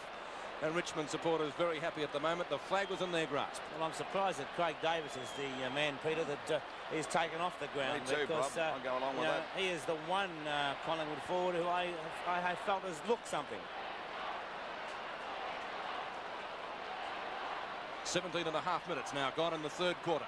Collingwood down 43 points to Richmond, 103. Back it comes to Wearmouth. Certainly not his day today. Woolnow trying to get through the pack. He goes down. They pile on top of him, and the umpire said he got a free kick. So it's a free kick to Woolnow and a 15-metre penalty, isn't it? No, it's not. He's just brought him back to the mark. Woolnow drives it over centre half forward. Players set themselves. The Tiger defence going for the punch. A hand pass coming out there. Well, it's a bad punch by Shaw, finally taken away by Smith out towards Welsh. Welsh out there, getting away, well, trying to get around him. Good play by Woolnow and forced it over the line. He tried to dodge him that time, but couldn't get around him properly. Well, he's done very well the last 2 games he's played in the finals. Welsh, normally a back pocket player, but playing on the wing, and he's handled himself very well indeed. Ball comes out there, and the pack gathering around as we see Olsen trying to get it out of the pack, but the umpire will ball it up on the centre wing position. 15-13, 103 points, Richmond to Collingwood 5-13, 43. Ball on the centre wing position, on the member side. Lee gets another punch down. Byrne going after it. Waitman grabs him well. He's dropped. It'll be a free kick against him. Well tackled by the little rover from Richmond. He takes the free kick right on the edge of the square. Be about 60 metres out from goal. Goes for a pass. It's all right, and Wiley's out there on his own again. He'll have a snapshot for goal. Richmond players up there setting themselves. Chance for Bartlett, a kick over his head, but he's put it out of bounds. But Kevin's already kicked 4 goals so far. He's not doing too bad. He's playing real percentage football down there in the half-forward line for Richmond. Been a very good player in these final series for the Tigers, and he's 33 years of age and still holds the record for the most number of league games. Ball back into play again by Magro. Very hard to find a good player. We see Jess go for the punch. Back it comes here to Kane, another handy player. Bartlett's clear now. He's grabbed, goes for another kick, and that's the second time he's put it out of bounds. But I wouldn't be laughing at him if I was Collingwood supporter, because he's been a very dangerous player today. Kevin's had the last laugh today. He's been right throughout this final series. The ball kicked back in Olsen, back out there towards Young and Jess. Mark Lee goes for the punch, back to Kane once again. Another hand pass coming over to Rawlings. Fumbles, sidesteps, back to Bartlett. This looks dangerous. He fires for the goals. But the little champ's off target this time and through for 1 point. So at Richmond 15-14, 104 to Collingwood 5-13, 43, and we're at the 19.5-minute mark of this, the third quarter of the 1980 Grand Final, coming to you live through the Seven Network. To all intents and purposes, 10 goals the difference. That takes a bit of making up if Collingwood are ever going to get anywhere near this Richmond side. Wilno employing some off-the-ground soccer tactics up towards the left half-forward flank. It's out of bounds, and the boundary throw in on the left half-forward flank. Richmond purely and simply too good at the moment. We've seen some close grand finals in the last few years, but the Tigers far superior to the Magpies today. Mark Lee knocks it down cleverly. Terry Smith, centre wing, and a good mark taken by Wiley, who's shaping up as one of the best on the ground. Robert Wiley, centre wing. Wearmouth standing on his mark. Not a long kick by Wiley, goes mainly up in the air, that one. Looking for big Roach down there. He couldn't take the mark. Now he's got another chance to make amends off the side of the boot. Magro's there, but the ball will be out of bounds on the full, or was it touched? Now the boundary umpire says that wasn't out of bounds on the full, and it will be a throw-in the forward pocket. It bounced well inside, Pete. And Magro is claiming that it was. Moore and Cloak down to Magro. Magro back to the centre. King flying with Smith. Down to Rains. Rains with a long kick into the 10-metre square, and long kick it certainly is. In fact, it's through for a score. It surprised quite a few. 1 point to the Tigers. 15 goals, 15. 105 to 5-13-43. That's 62 points the difference. Ball back towards the half-back flank again. Oh, they all missed that one. Now here's a chance for Ronnie Wearmouth. He's got no one to give it to. Eventually he sees Tony Shaw a long way away. All Shaw can do is knock it forward, off the ground. No free kick there, I don't think. No play on, says the umpire. Mervyn Kane tackled solidly by Wearmouth, holding the ball. And a free kick to go to the little Collingwood Rover. Wearmouth a long way from goal, between half-forward flank and centre wing. So he decides on a short pass, not a good one, almost straight to Francis Burke. King comes in a little bit too late. Francis Burke gets the hand pass from Wood, okay. Burke, ever reliable, back towards the centre wing position again. Rayburn for Collingwood taking the mark. 22 minutes gone of the third quarter, and Richmond still 105 points to Collingwood 43. Ball across there towards centre half forward, and a mark taken there by Lee Carlson of Collingwood. Goals are scarce for the Magpies, and they're certainly, well, they're trailing by 62 points. You'd have to be I believe in miracles if they're going to win this match, I suppose. The ball punched out by the Richmond defence that time, going for the boundary line, and it's out of bounds in the forward pocket about 15 metres around from the Collingwood goal. Well, that goal umpire up that end hasn't had much work today, Bob. The Collingwood end, he's got it very easy. He's only been kept awake, Lou, by the fact he's got to wave the flags when Richmond score. Back there today, Costa snap for goal. But once again, the Magpies are off target, and they go to 5 goals, 14-44 to Richmond 15-15. 105 points as we approach the 23-minute mark of this third quarter. Francis Burke to kick the ball back into play. And when you look at Francis run for the ball, you think he's about 105. But by golly, he always gets himself in position, and he's played another solid game down there in defence. He's certainly the general down there as far as the other 5 defenders are concerned. He sets a fine example. Ball coming out there to Mark Lee, one of Richmond's star players today. He's well on top of ball. As the ball is kicked wide out there towards the wing position, coming over to meet it nicely is Wilno. Down goes Young from Jess. The ball kicked back there towards Morris. But there we see Dunn in the front position. Coming out of the Packers kick. He's grabbed, but he breaks clear. Hooks the ball back there looking for Barham. Oh, that might be Francis Burke's mark. I think he's going to give it to Barham. Yep. Well, Francis not too happy about that, but I reckon it was a bit of doubt, Bob. I don't think so, Lou. No, I don't. We'll watch on replay anyway as Renee King puts a very educated kick, I'll term it. And now we'll have a close look as the video disc shows us. Ooh. I don't know. I reckon Francis Burke nearly grabbed that mark. I'm not kidding on that. And Barnes put it through for Collingwood 6 goal. By golly, I reckon that was pretty close. He's hit the post, Lou. He's hit the post. Well, I was watching that. He's hit the post. Golly. No, I think it might have been Burke's mark. Well, ball back into play again out there towards that half-back line. Flying high that time was Ireland. Couldn't hold the mark. It comes down to Olsen. Scoops it up nicely. Hooks it back. Malthouse goes for a one-hander. Gets the ball out towards Kane. Kane back towards Whiteman. It's a bit long for Whiteman, but he picks it up because it bounces okay. Another long hand pass to Lee. And Lee gets away from Moore as the hand pass comes over there. The wrong man picked up by Shaw. Oh, there we see Wearmouth, well tackled by little Dale Waitman, doesn't hesitate, goes for a hand pass. Out there to Wood. Wood goes for a left footer up there towards the full forward position. Magro in position, takes a good mark in between fullback and centre half back. Magro going towards the member stand wing, looking for Woolno. He's got two Richmond opponents, gets flattened by Mark Lee, and he would have got a free kick anyway.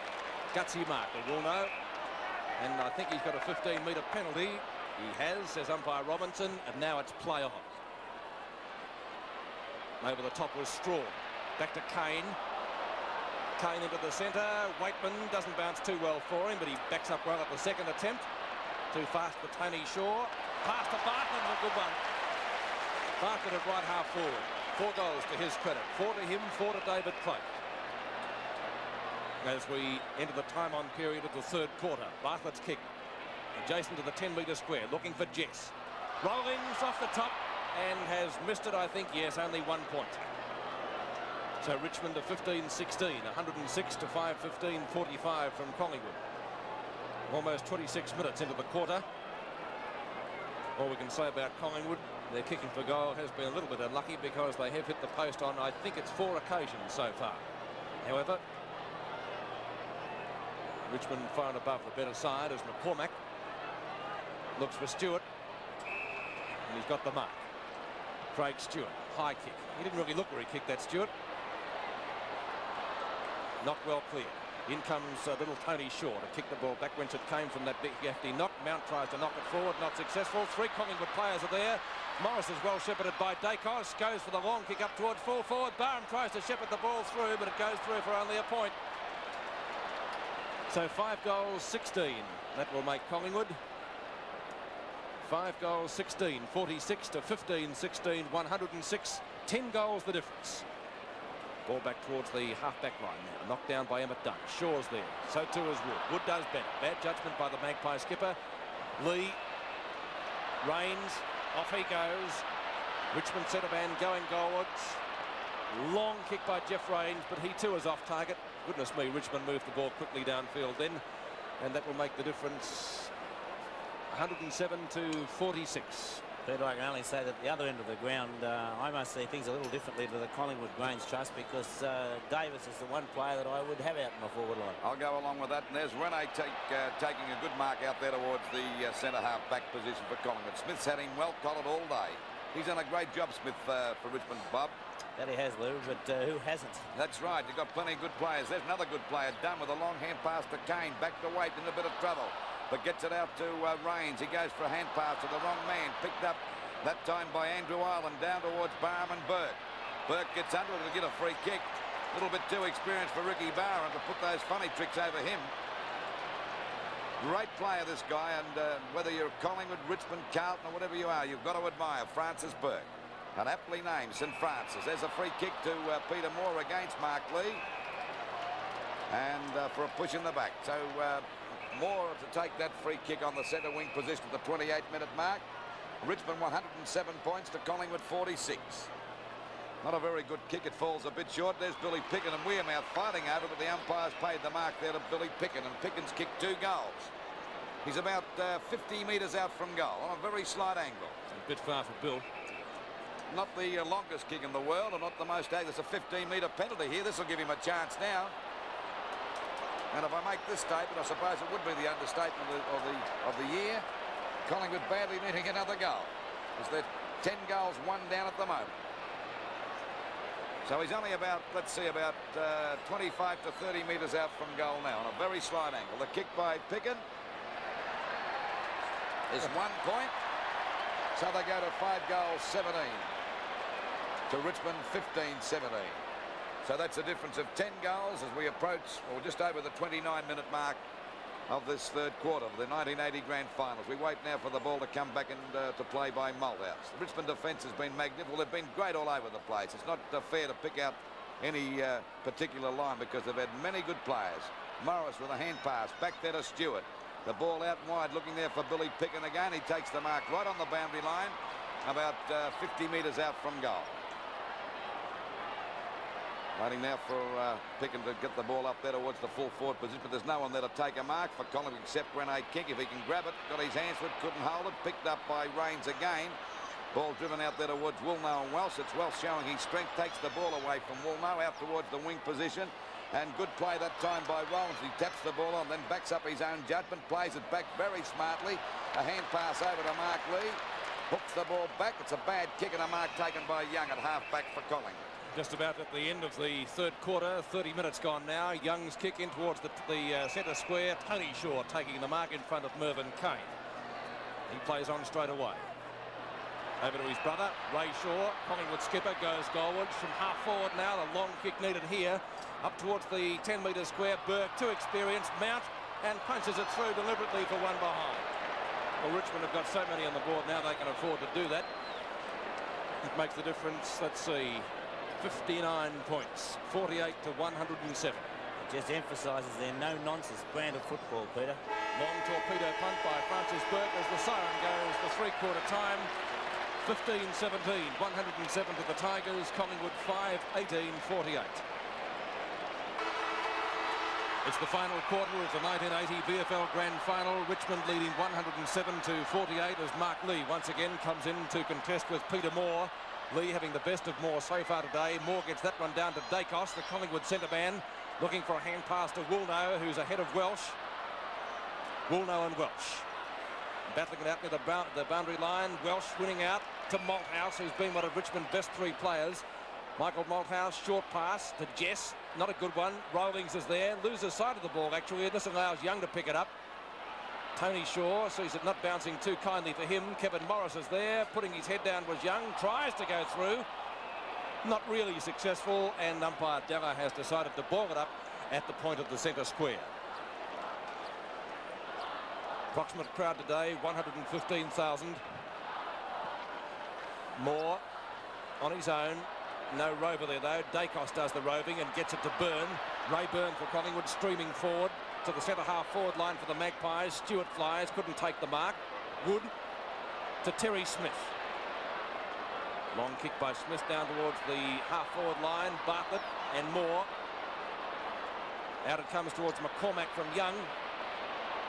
McCormack looking for a hand pass. It goes to Waitman. Back and turn the Jess. Running into an open goal. Another one to the Tigers. And Richmond go further ahead. That's his first goal. But he has been a good player for Richmond all day. And the scores, Collingwood 5 goals, 16 behind, or 5 goals, 18, 48 points. Richmond 16, 17, 113. We saw another example there, Peter, of the unselfishness of little Dale Waitman. We watch on replay as Young gets a hand pass towards McCormack. He couldn't quite handle it. He gets the hand pass back, and Waitman straight away, the first thing he does is think about the handball. And good play by David Cloak there to let Jess know that he could run all the way in.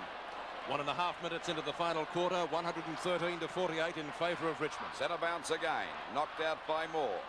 Out it goes now towards Welsh. Welsh with Dacos takes it away from the pack brilliantly that time as it goes out wide. It'll be out of bounds on Collingwood's half forward line. They're 5-18 to Richmond 16-17 as we approach the 2.5 minute mark. There we see the Collingwood selectors and their coach Tommy Hafey on the phone now, and of course a very disappointed man, I should imagine. Back it goes now to Ronnie Wearmouth. Hasn't been a very effective player at all. Across to Woolnow up there towards the full forward position. Punched away by Strawn and through for 1 point.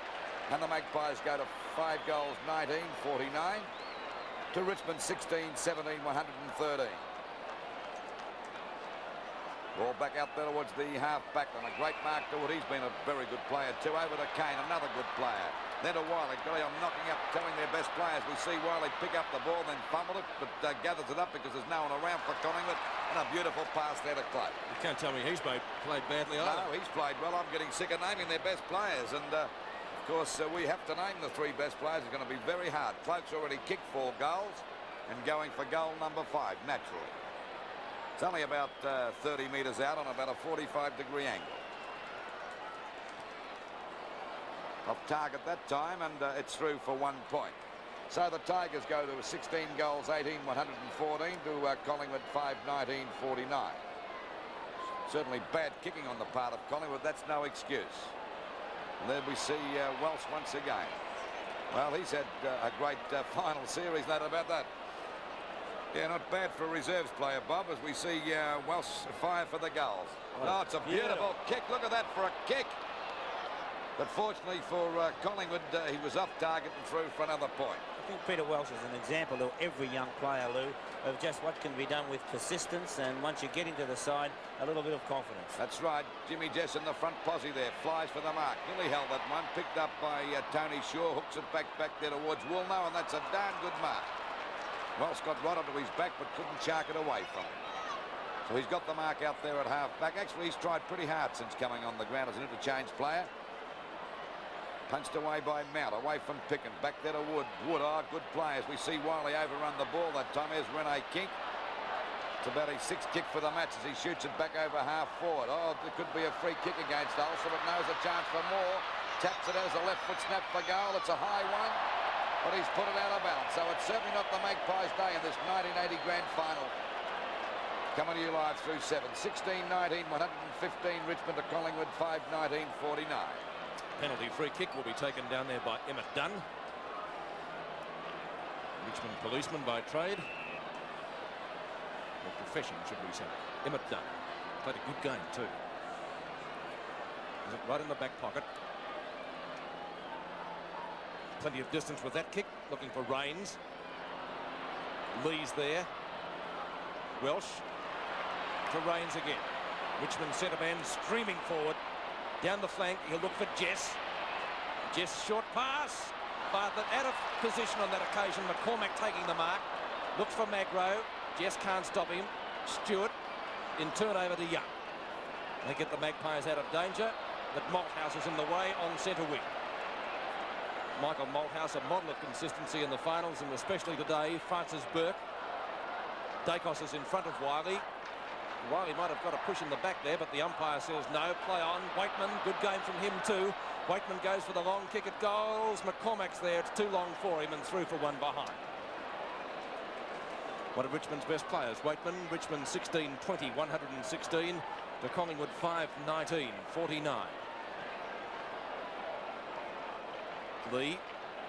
Big fist to the ball, looks for Bartlett. Has he found him? Doesn't bounce too well. Now it bounces up into his arms. Bartlett, unselfish to Rawlins. Rawlins fires at the goals, and that's another one for Richmond.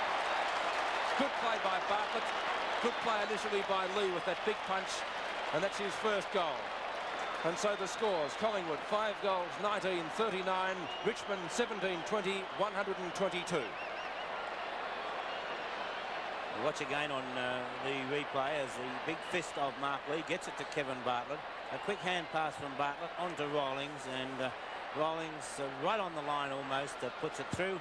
And if my mathematics is correct, we now find it to 73 points, and that was the highest winning margin in a grand final. Peter? Can the Tigers go on from here? 6.5 minutes into the final term. Richmond premiership not too far away. Centre bounce again. Mark Lee's got the chance to tap it out of range. Range picks it up nicely. A hand pass over to Kane, and the Tigers are away again. Up there towards full forward. At the back is Roach. Cloak's there too. Knocked away by the Collingwood defence. Picked up by Magro. A short one and a mark taken there by Young. A hand pass coming back there to Magro. Goes for a wide pass out there on the wing position, and well grabbed that time by Woolnow. My God, it's going to be very hard to pick 3 good Collingwood players. I'll tell you that now. Oh, look at Billy Picken jumping up before he accepts Malthouse once again. A hand pass to Strawn, a long one over there to Wiley. He's away. Goes for a pass to Bartlett. He's got it. Bartlett at centre half forward. And I tell you what, this fellow hasn't been a bad percentage player either. Kicked by Bartlett. It's a long one towards the goals. Cloak flying. He's got the mark. And Cloak's already kicked 4 goals. Going for goal number 5, and he should just about get this one. He's only about 2 or 3 metres out from goal on a bit of an angle, but it shouldn't worry him at all. David Cloak coming in for goal number 5. And that's where it is, right through the middle. Well, 5 goals to David Cloak, Lou, but he certainly could have had a lot more. From memory, he's missed at least 3 from the 10-metre square. But it won't really matter now. Let's watch that again. On video disc now, we watch as, again, you know, the Richmond defence having no trouble getting it away, as Malthouse, after taking the ball, was well supported. Got the hand pass across, and then another hand pass onto Wiley, the elusive Wiley, and a beautiful pass to Kevin Bartlett. How about that, Bob? Aiton 8.5 minutes now gone in the final term. Richmond not too far from the flag as the ball bounced again. 128 points the Tigers. Collingwood 49. Tigers go back into attack down towards their full forward position. Kicked off the ground by Ireland out there towards Kane.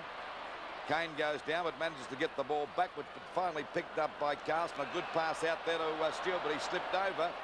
Finally it's back there to little Tony Shaw, a short one. Punched away by Billy Picken, but backing up there's Malthouse, goes straight into King. Here's a go now for Collingwood to score a goal as Wearmouth goes for a long hand pass to Moore. He can't miss this one for sure. And the crowd give the ironical cheers to Collingwood. 6 goals, 19 they are. 6 goals, 19, 55 points to Richmond's 18 goals, 20, 128 points. Well, it's a long time between drinks for Collingwood. Let's watch it on replay. Wearmouth streaming into goals. Sees Peter Moore in the goal square. And as Lou said in the commentary, couldn't possibly miss. And that will necessitate, I think, another new ball being brought out. Collingwood supporters ecstatic over that goal. The official attendance today, incidentally, 113,461. 113,461. At the 10-minute mark of the final quarter, Richmond with an unbeatable lead for the 1980 flag. Knocked down by Stewart to Renee Kink. Kink, no one to give it to, purely and simply. Rains taking the hand pass. Back to Kink, who was held by one arm. Tries to play it on his own, and I would reckon we'll get a free kick. Kink from centre field, looking for Stewart, and he's found it. Was a Pickett there. Billy Pickett, who has kicked, let's see, he's got 2 goals, Pickett, since he was moved to the forward line. I don't know about kicking for goal. Let's see how he goes here. Not the most reliable kick in the side. I'm glad I said that. He's missed it and put it through for one behind. So he's kicked 2 goals, 3. Bill Pickett. 18-20, 128 to Richmond, 6-20, 56 to Collingwood. Just over 11 minutes gone in the final term. Pickett and Mount. Mount's done a very good job today for the Tigers. Lacking in inches, but he has got a very good spring as the ball driven back into play. Lee to Rains. Francis Burke, ever reliable and always seems to be in the right place at the right time. That was a badly directed kick though as it went to Davis. Davis has kicked back towards the forward pocket. Malthouse and Wearmouth. It may be over the boundary line on the full. No, it was just touched, says the boundary umpire. And that will mean a throw-in to take place in front of the small scoreboard in the forward pocket on the outer side of the ground. Moore contesting with Emmett Dunn. Pickens behind that pair. Knocked down by the Richmond ruckman, but it's sharked by Ray Shaw, the Collingwood captain, who has a shot at goal. I think he's missed it. We'll wait for the goal umpire's decision. It's through for 1 point. So Collingwood, 6 goals, 21. Richmond, 18 goals, 20. It's 128 to 57. 12.5 minutes into the final quarter. Mervyn Kane to bring the ball back. He'll go towards the outer side. Long kick by Kane. Lee is there. He's done that a lot today, Lee. Knocks the ball on for the Rovers to pick up. It's usually been successful. However, on this occasion, it's a throw. Out of bounds, out there on that Collingwood half-forward line. 12.5 minutes gone of the last quarter. Lee got the ball down, picked up by Francis Burke. The ball shot back there to Jess, and a good mark out there on the centre wing position. Richmond 128 points to Collingwood 57. Jess with a long kick looking there for Roach and Cloak. Oh, Bartlett again has a chance for a goal. Number 5, I think he's done it. Yes, he has the little chance. No doubt about him. That's 5 goals to Bartlett. And that is 19 for the series. Not a bad sort of an effort. 5 goals to Bartlett and 5 to Cloak. They're the Richmond match winners up forward. Well, you've got to give him credit. See, he swooped on that bob. He was waiting. Watch him go here now. Watch him go past. Magnificent piece of roving that. And, of course, even though he was pushed over, still had enough balance to put it through for full points. There's a different shot. By golly. Classic Bartlett, Lou. That's great classic. Play. He's one of the great players of all times, Kevin Bartlett. There's Mark Lee, and what a game that guy's played, too. Down it goes towards Woolno. But he lets Magro pick it up. A hand pass back to Ray Shaw. Ray Shaw goes for a long kick over centre half forward. Billy Picken pounces on the ball, tries to smother it. Didn't do a bad effort either. Finally picked up by Shaw. Out wide it goes towards Collingwood's half forward on. A chance now for Davis. He might have taken it over the line. He has. And there'll be a throw in from Collingwood's half forward on about 70 metres around from the goal. 13 and a half minutes gone. Richmond 134 points to Collingwood 57 points. Finally the ball comes back there towards Davis, and once again it's out of bounds. This time it's up towards the centre wing position on the members' side. Well, there'll be certainly a lot of Collingwood supporters terribly disappointed in their display today. He's one of the stars of the match, knocked out that time. It wasn't a good one from Mark Lee, picked up by Tony Shaw. Collingwood sadly missing good marks down there up forward. We see Mount in the best position to take a mark. He's been a solid player too. Yes. I can't find one weak player in the Richmond side. I think it might be the only weakness they've got is the fellows in charge of the property division. Well, I think the fact that they have yet to use their interchange players, Lou, is indicative of the way that the 18 players out on the ground are performing. There's Byrne driving the ball back, but once again, there's the old-timer himself, Francis Burke. Francis Burke, an excellent player over the years for Richmond. Short pass, and Wood taking the mark there at half forward. They're all over the place, Richmond. They're doing it very easy at the moment. A short pass to Waitman. Another hand pass back to Rawlings. Has a running shot for goal, but fortunately for Collingwood, he's off target, and the ball is out of bounds in the forward pocket. Mount has just come off the ground, Lou, and replaced by the Richmond skipper, Bruce Monteith. Well, they're giving Bruce Monteith the honour of taking the side off the ground as the victorious captain. 15 minutes gone, and the Richmond 134 points to Collingwood 57. Bartlett trying very cleverly to smother that kick and almost picked it up on the rebound, but it's out of bounds in the forward pocket for the Tigers, and it's thrown about 25 metres from the behind post. It's going to be Cloak contesting with Stewart. Knocked down to Jess. Going through solidly is Wood. Gets the hand pass out. Smith is there. Well done, Terry Smith, but he almost did, or tried to do too much with the ball. Ireland's short kick, marked by Ronnie Weirmouth just on centre wing. Weirmouth playing on, looking for the long hand pass. Tony Shaw's there. Welsh tackling well. Kink going through. Welsh is still there with him. Kink had to get rid of the ball in a hurry. Kane over to Lee. Great job from the big ruckman today. Close to best on the ground. Rains is at the right half forward now. Decides to go back and take his kick because Byrne was standing on the mark. He couldn't get away. Jeff Rains kicks the ball long as usual. Cloak the high flyer. Cloak has got 6 goals. Or has he got 5? He's got 5 goals and a chance to make it 6. Big chance to make it 6, I think, Peter. Even David Cloak couldn't miss it from there. He missed a couple of early ones, didn't he, Bob, from just on the 10-metre square. And that's the shot as David Cloak comes in for it. 10 metres out, almost into our camera lens. All clear, says the goal umpire, and Richmond go further ahead. 6 goals to David Cloak, and Kevin Bartlett has kicked 5. What a magnificent effort from those two Richmond forwards. 20-20 to Richmond, and Collingwood 6 goals, 21. Let's watch that mark again of David Cloak. Cloak and Roach both there. Cloak really getting a higher leap than anybody else, and he's used his physical advantage over Ireland to advantage all day. It's the 17-minute mark of the final quarter, 140 to 57. Richmond well in command of proceedings here, and they'll be presented with the Premiership Cup very, very shortly.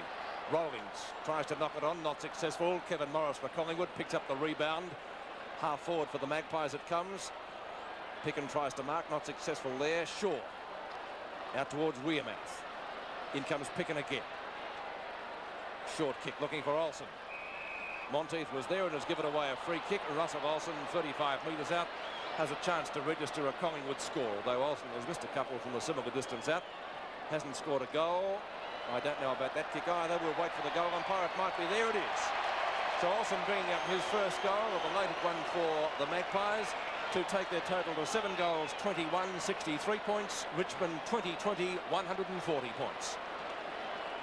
Well, there's 77 points down at the moment, and we're at the 18-minute mark, and I just can't see Collingwood stopping Richmond. Well, the video replay shows Tony Shaw getting that ball out with a quick hand pass. Picken then coming across. Ronnie Weirmouth giving him a good piece of shepherding. And Picken screwing the ball back until now we find both Monteith and Olsen, and a little bit technical. 18 minutes gone in the final term. Rains to Wiley. As the Tigers try and get it out of the centre. Back to Terry Smith. It comes from Rains.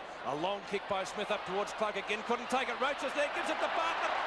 Bartlett 10 metres out, running in for another one to Richmond. And that is Bartlett's 6th goal. Can Bartlett level the record of goals in a grand final? Can David Cloak do it? They've got plenty of time because it's only 18 minutes gone. And the scores now, after that further Richmond goal. Collingwood, 7 goals, 21. And Richmond now, 21 goals, 20. 146 points to 63 points. And we're at the 19-minute mark as we watch this in replay. Bartlett going for his 6th goal.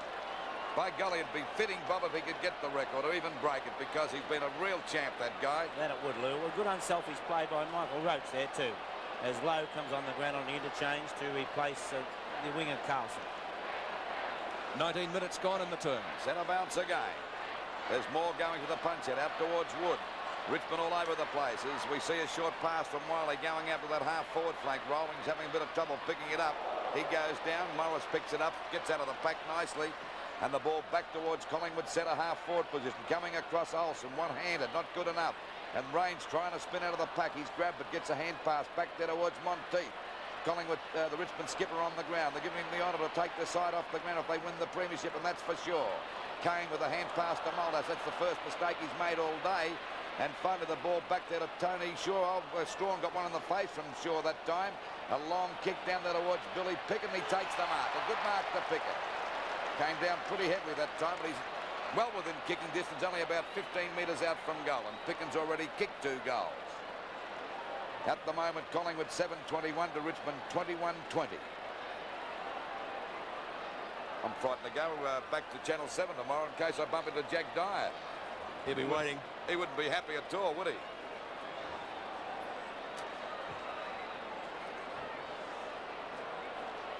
Well, Pickens got a smile on his face. I don't know why. Yes, I'll tell you what, they'll wipe it off his face when they all go in the dressing room after the match. The ball kicked up there by Billy Pickett. It's through for full points. So Collingwood go to 8 goals, 21-69 to Richmond. 21 goals, 21-146, and we're at the 20-minute mark of this last quarter. And that's 3 goals to Billy Pickett. There's the coach of the Collingwood side with all these co-selectors, and there we see Tony Jewell. He must be a very happy man, even though he doesn't show it very much. Well, inwardly, Lou, he would be absolutely elated at the moment, and you know, just quietly waiting. Although when you've got the score on the board like Richmond have, you know, you don't mind if the game keeps going, but no. Collingwood, I'm sure, can't wait for the siren to go. Another new ball being brought out. That's about 4 or 5 we've had today. Back into the centre now. 21 and a quarter minutes gone in the final term. I wouldn't like to be the comedian at the Collingwood premiership dinner tonight. I tell you what, you wouldn't get a laugh from anyone. The ball finally knocked out here by Moore. Pushed away down there towards centre half forward. Grabbed by Dacus. Comes out of the pack nicely. He's been a very quiet player of the day. Ball drops short, and there's a mark taken down there by Dutt. This Richmond defence has been magnificent today. They've all played well, and it's not so much they've had any outstanding player down there. I suppose Malthouse has been their best player, but they've all worked well together. And there's a darn good mark to Wood. I'm sick of naming Richmond players because there's that many good ones around, Bob. You name a Richmond player, Lou, and you name a good one, don't That's you? right. Ball kicked back towards their half-forward flank. Shaw couldn't hold the mark. Ireland ran into Shaw. Finally got a hand pass out there to Morris. Morris back there to Byrne. Byrne with a long kick down there looking for Billy Pickett, trying to get the front posse, and he's got the mark. Good mark. Good mark to Pickett. Well, Bill had a bad trot until he was moved down there to the forward line, and he's kicked 3 goals. At least he's making his game look pretty respectable. That's more than a lot of Collingwood players can say in this grand final of 1980. He kicks this. It'll be his 4th goal, and of course Collingwood's 9th. Richmond still 21 goals, 21-146. Not a very good kick by Billy Pickens. So Collingwood go to 8 goals, 22-70. To Richmond, 21 goals, 21-146, and 22 minutes gone of this last quarter. Just a matter of the time running out now before the Tigers take the flag and take the cup and take everything that's going here for this 1980 grand final. Peter? Francis Burke. Long kick towards the outer side of the ground. Oh, getting up very high to take a screamer was Rains. That'll be close to mark of the day too. Great grab by the Richmond centre man. Woolno, centre wing. as I said before, has done very well since he replaced Ricky Barham, injured in the first quarter. Umpire Robinson says play on. Woolnough does just that. Knocked away by Strawn. Olsen. Davis, couldn't take the mark. Touched through, one behind. 21-20, 146 to 8, 23-71. Nearly 24 minutes gone, so that means we're a minute away from the time on period. So probably about 5 or 6 minutes left for play at the moment. Burke this time comes towards the member stand side looking for Brian Wood, and he takes the mark in front of his opposite number 16 and Ian Lowe. Short pass by Wood looking for Wiley, and there's another good player who would be in line for the Norm Smith medal. He looks happy. Must be a Collingwood supporter. Rains streaming forward again. Kick smothered on that occasion though, but Lee's backing up, so it doesn't matter. Gives it back to Rains again. Knock on to Malthouse. Malthouse at half forward, gets around Moore. Gets ridden into the ground almost. Rains comes in again, maybe a little bit too late as Welsh is there. Peter Welsh can't pick it up though. And he and Magro decide not to go on with anything, and it will be balled up. They could bounce off each other, Welsh and Magro. Both bit like tanks. Knocked down by Lee, taken by Peter Moore, who's had one of the quietest days in memory for him. Low in front of Wood. And that's Kevin Mox. Vice captain to captain, Collingwood skipper Ray Shaw. He's on centre wing. Short passes downfield and Picken takes the mark. He's been the only effective forward they've really had all day, and he wasn't playing there all day. Starting at centre half back, of course. Upsy-daisy. Francis Burke got offloaded there. It didn't matter. Streaming forward, though, is Davis. He has a shot at goal and has put it through for a goal to Collingwood. 2 goals to Craig Davis, adding a little bit of respectability to the Collingwood total, which now moves along to 8 goals. 8 goals, 23. As we watch it in replay, Davis roving that well and putting it through for a goal. Well, Davis was surprising to us that he was taken off the ground in that third term, Peter. But whilst that was going on, Darryl Freem came on the ground on the interchange, Waitman coming on. 146 plays 77, and we are entering the time on period. In fact, we're 26 minutes into the last quarter of the 1980 grand final. Knocked out by Lee, grabbed by Moore, a long hand pass over there towards Shaw. Shaw's grabbed it, gets a hurried kick down there towards that centre half forward, just over the centre half forward position. But a good mark there to Smith. He's done a great job, this fella. Probably had the least number of kicks for the Richmond team, but he certainly stuck close to Kink, one of the Collingwood trumps, and kept him out of business all day. There's Freem coming on the ground. They're giving him all a run. The attitude's to Bartlett. Bartlett and Magro having a battle there, but it's Bartlett getting around Magro. Look at the little champ go. Coming around the boundary line, going for goal number 7. What's the result? It is. He's equal the record. You little beauty, Kevin. Well, there he is. The little champ himself, the Hazel, is equal the record of 7 goals in a grand final. A magnificent performance. And what a goal it was, Luke. Beautiful goal. And a fitting effort by Bartlett. You watch him go around the boundary, gets away from Magro on the line, sidesteps him and comes back, and around the boundary he goes, and watch him fire for the goals. What a beautiful shot. Standing ovation by the crowd here at the MCG2 for that effort by Kevin Bartlett, and we'll see it from another angle. This gives you an idea how difficult it was. Great shot. Centre bounce again, down she comes, back towards Shaw, ducking his head, getting into trouble, and the umpire's going to ball it up at centre field. Tony Gill coming down, and rightly so, and he's the successful coach of the Richmond side, and he'll be a very proud man of his boys, because they've been the best side throughout the year, and they've stuck to their guns in this grand final. It's Lowe taking the ball back there towards Billy Stewart. It is, goes for the mark, one-handed, couldn't hold it. Malthouse coming after the ball now, but it's out of bounds. Richmond 22 goals, 20, 152. The Collingwood 9, 23, 77, and we're at the 27 mark. Once again, it's Tony Gill. Not showing much emotion, but I bet inwardly he's a very proud and happy man. He just showed quite a bit of emotion with Dale Waitman off camera, Lou. Did he give him a bit of a cuddle, did he? Well, there'll be celebrations in the old Tiger Town tonight, no worries about that. 152 Richmond to Collingwood 77. 28 minutes gone of this last quarter. As we await the boundary throw in, Picken getting up very high in the air to try and take that away. Tries to get it to Shaw. Burke's there.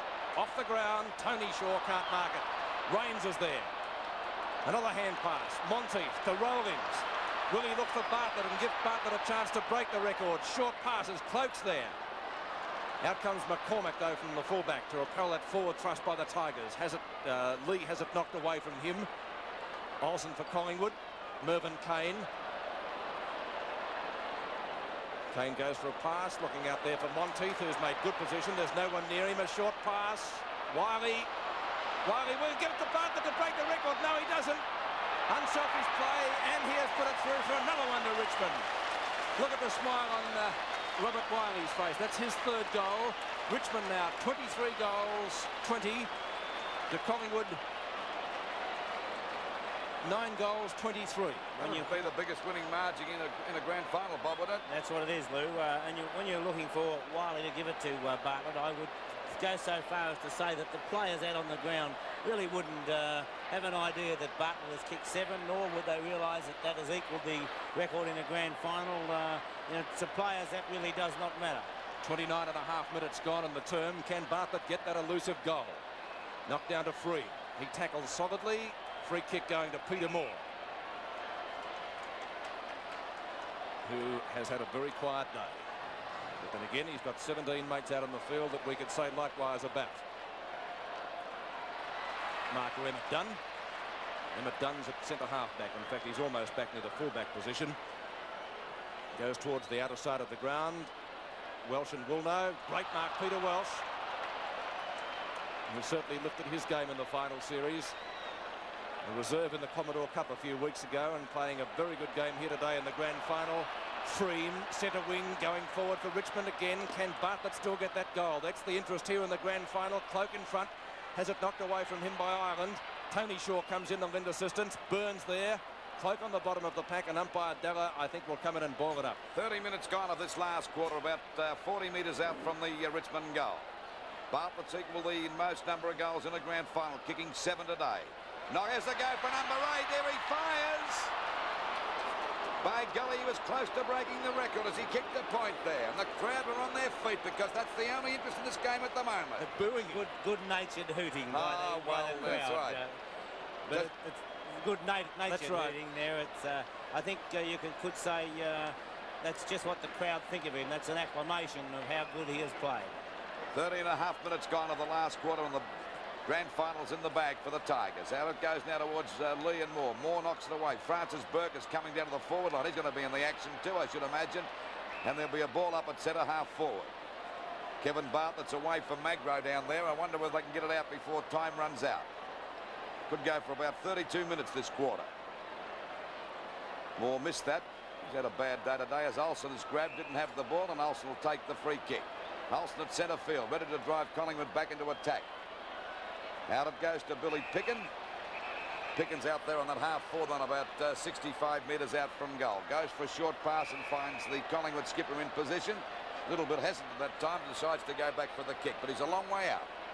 Would be about 50-odd metres out from goal. 31 and a half minutes gone. Kicked by Shaw up there to the full forward zone. There's Davis going for a snap at goals. He might have put this through as a through for 1 point. It's out of bounds, or out of bounds it is. So it's 23 goals, 21 of 159 Richmond to Collingwood, 9-23-77. As we wait now for Richmond to bring the ball back into play. Michael Malthouse to take the penalty kick. I guarantee the Collingwood players will be pleased when this game's over. Lee and Moore again. Shaw trying to break through the pack. He goes down. Umpire still calls play on, and he's going to ball it up out there on Collingwood's half forward line. This time it's only about 45 metres out from their goal. 32 minutes gone, and this grand final just about over, and the Tigers are premiers for 1980. As we see Tony Shaw hook the ball back there towards the forward pocket. Coming across as Smith dropped the mark, but interference against Ray Shaw, and it'll be Smith to take the free kick down there in the back pocket. Well, the Tiger fans are starting to chant now. I think they could have started chanting at half-time because Collingwood haven't been in the race. Well, they haven't been in the race since the first quarter as the ball's finally forced out of bounds on Collingwood's half-forward line. 33 minutes gone, and the Tigers 159 points to Collingwood 77. And the Tigers are premiers, no doubt, for 1980. Siren just about due to go. Peter Moore with a big punch-out, picked up by Dacos now on the half-forward flank. Freem chasing, but he'll have a shot for goal. In towards the square it goes. I don't think that was touched. In fact, it has gone through for 1 point. So 33 and 3/4 minutes. 33 and 3/4 minutes gone in the final quarter.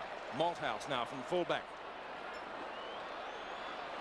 Upfield taken by Mervyn Kane. Long kick by Kane. There's the siren. Richmond have won their first premiership since 1974. Kevin Bartlett equalling the record of number of goals kicked in a grand final, and Tony Jewell, the Richmond coach, being congratulated by his team. Are the Richmond players happy? We'll check the final scores in the 1980 grand final. Richmond 23 goals, 21, 159 points, defeated Collingwood by the biggest ever margin in a grand final, 9-24-78.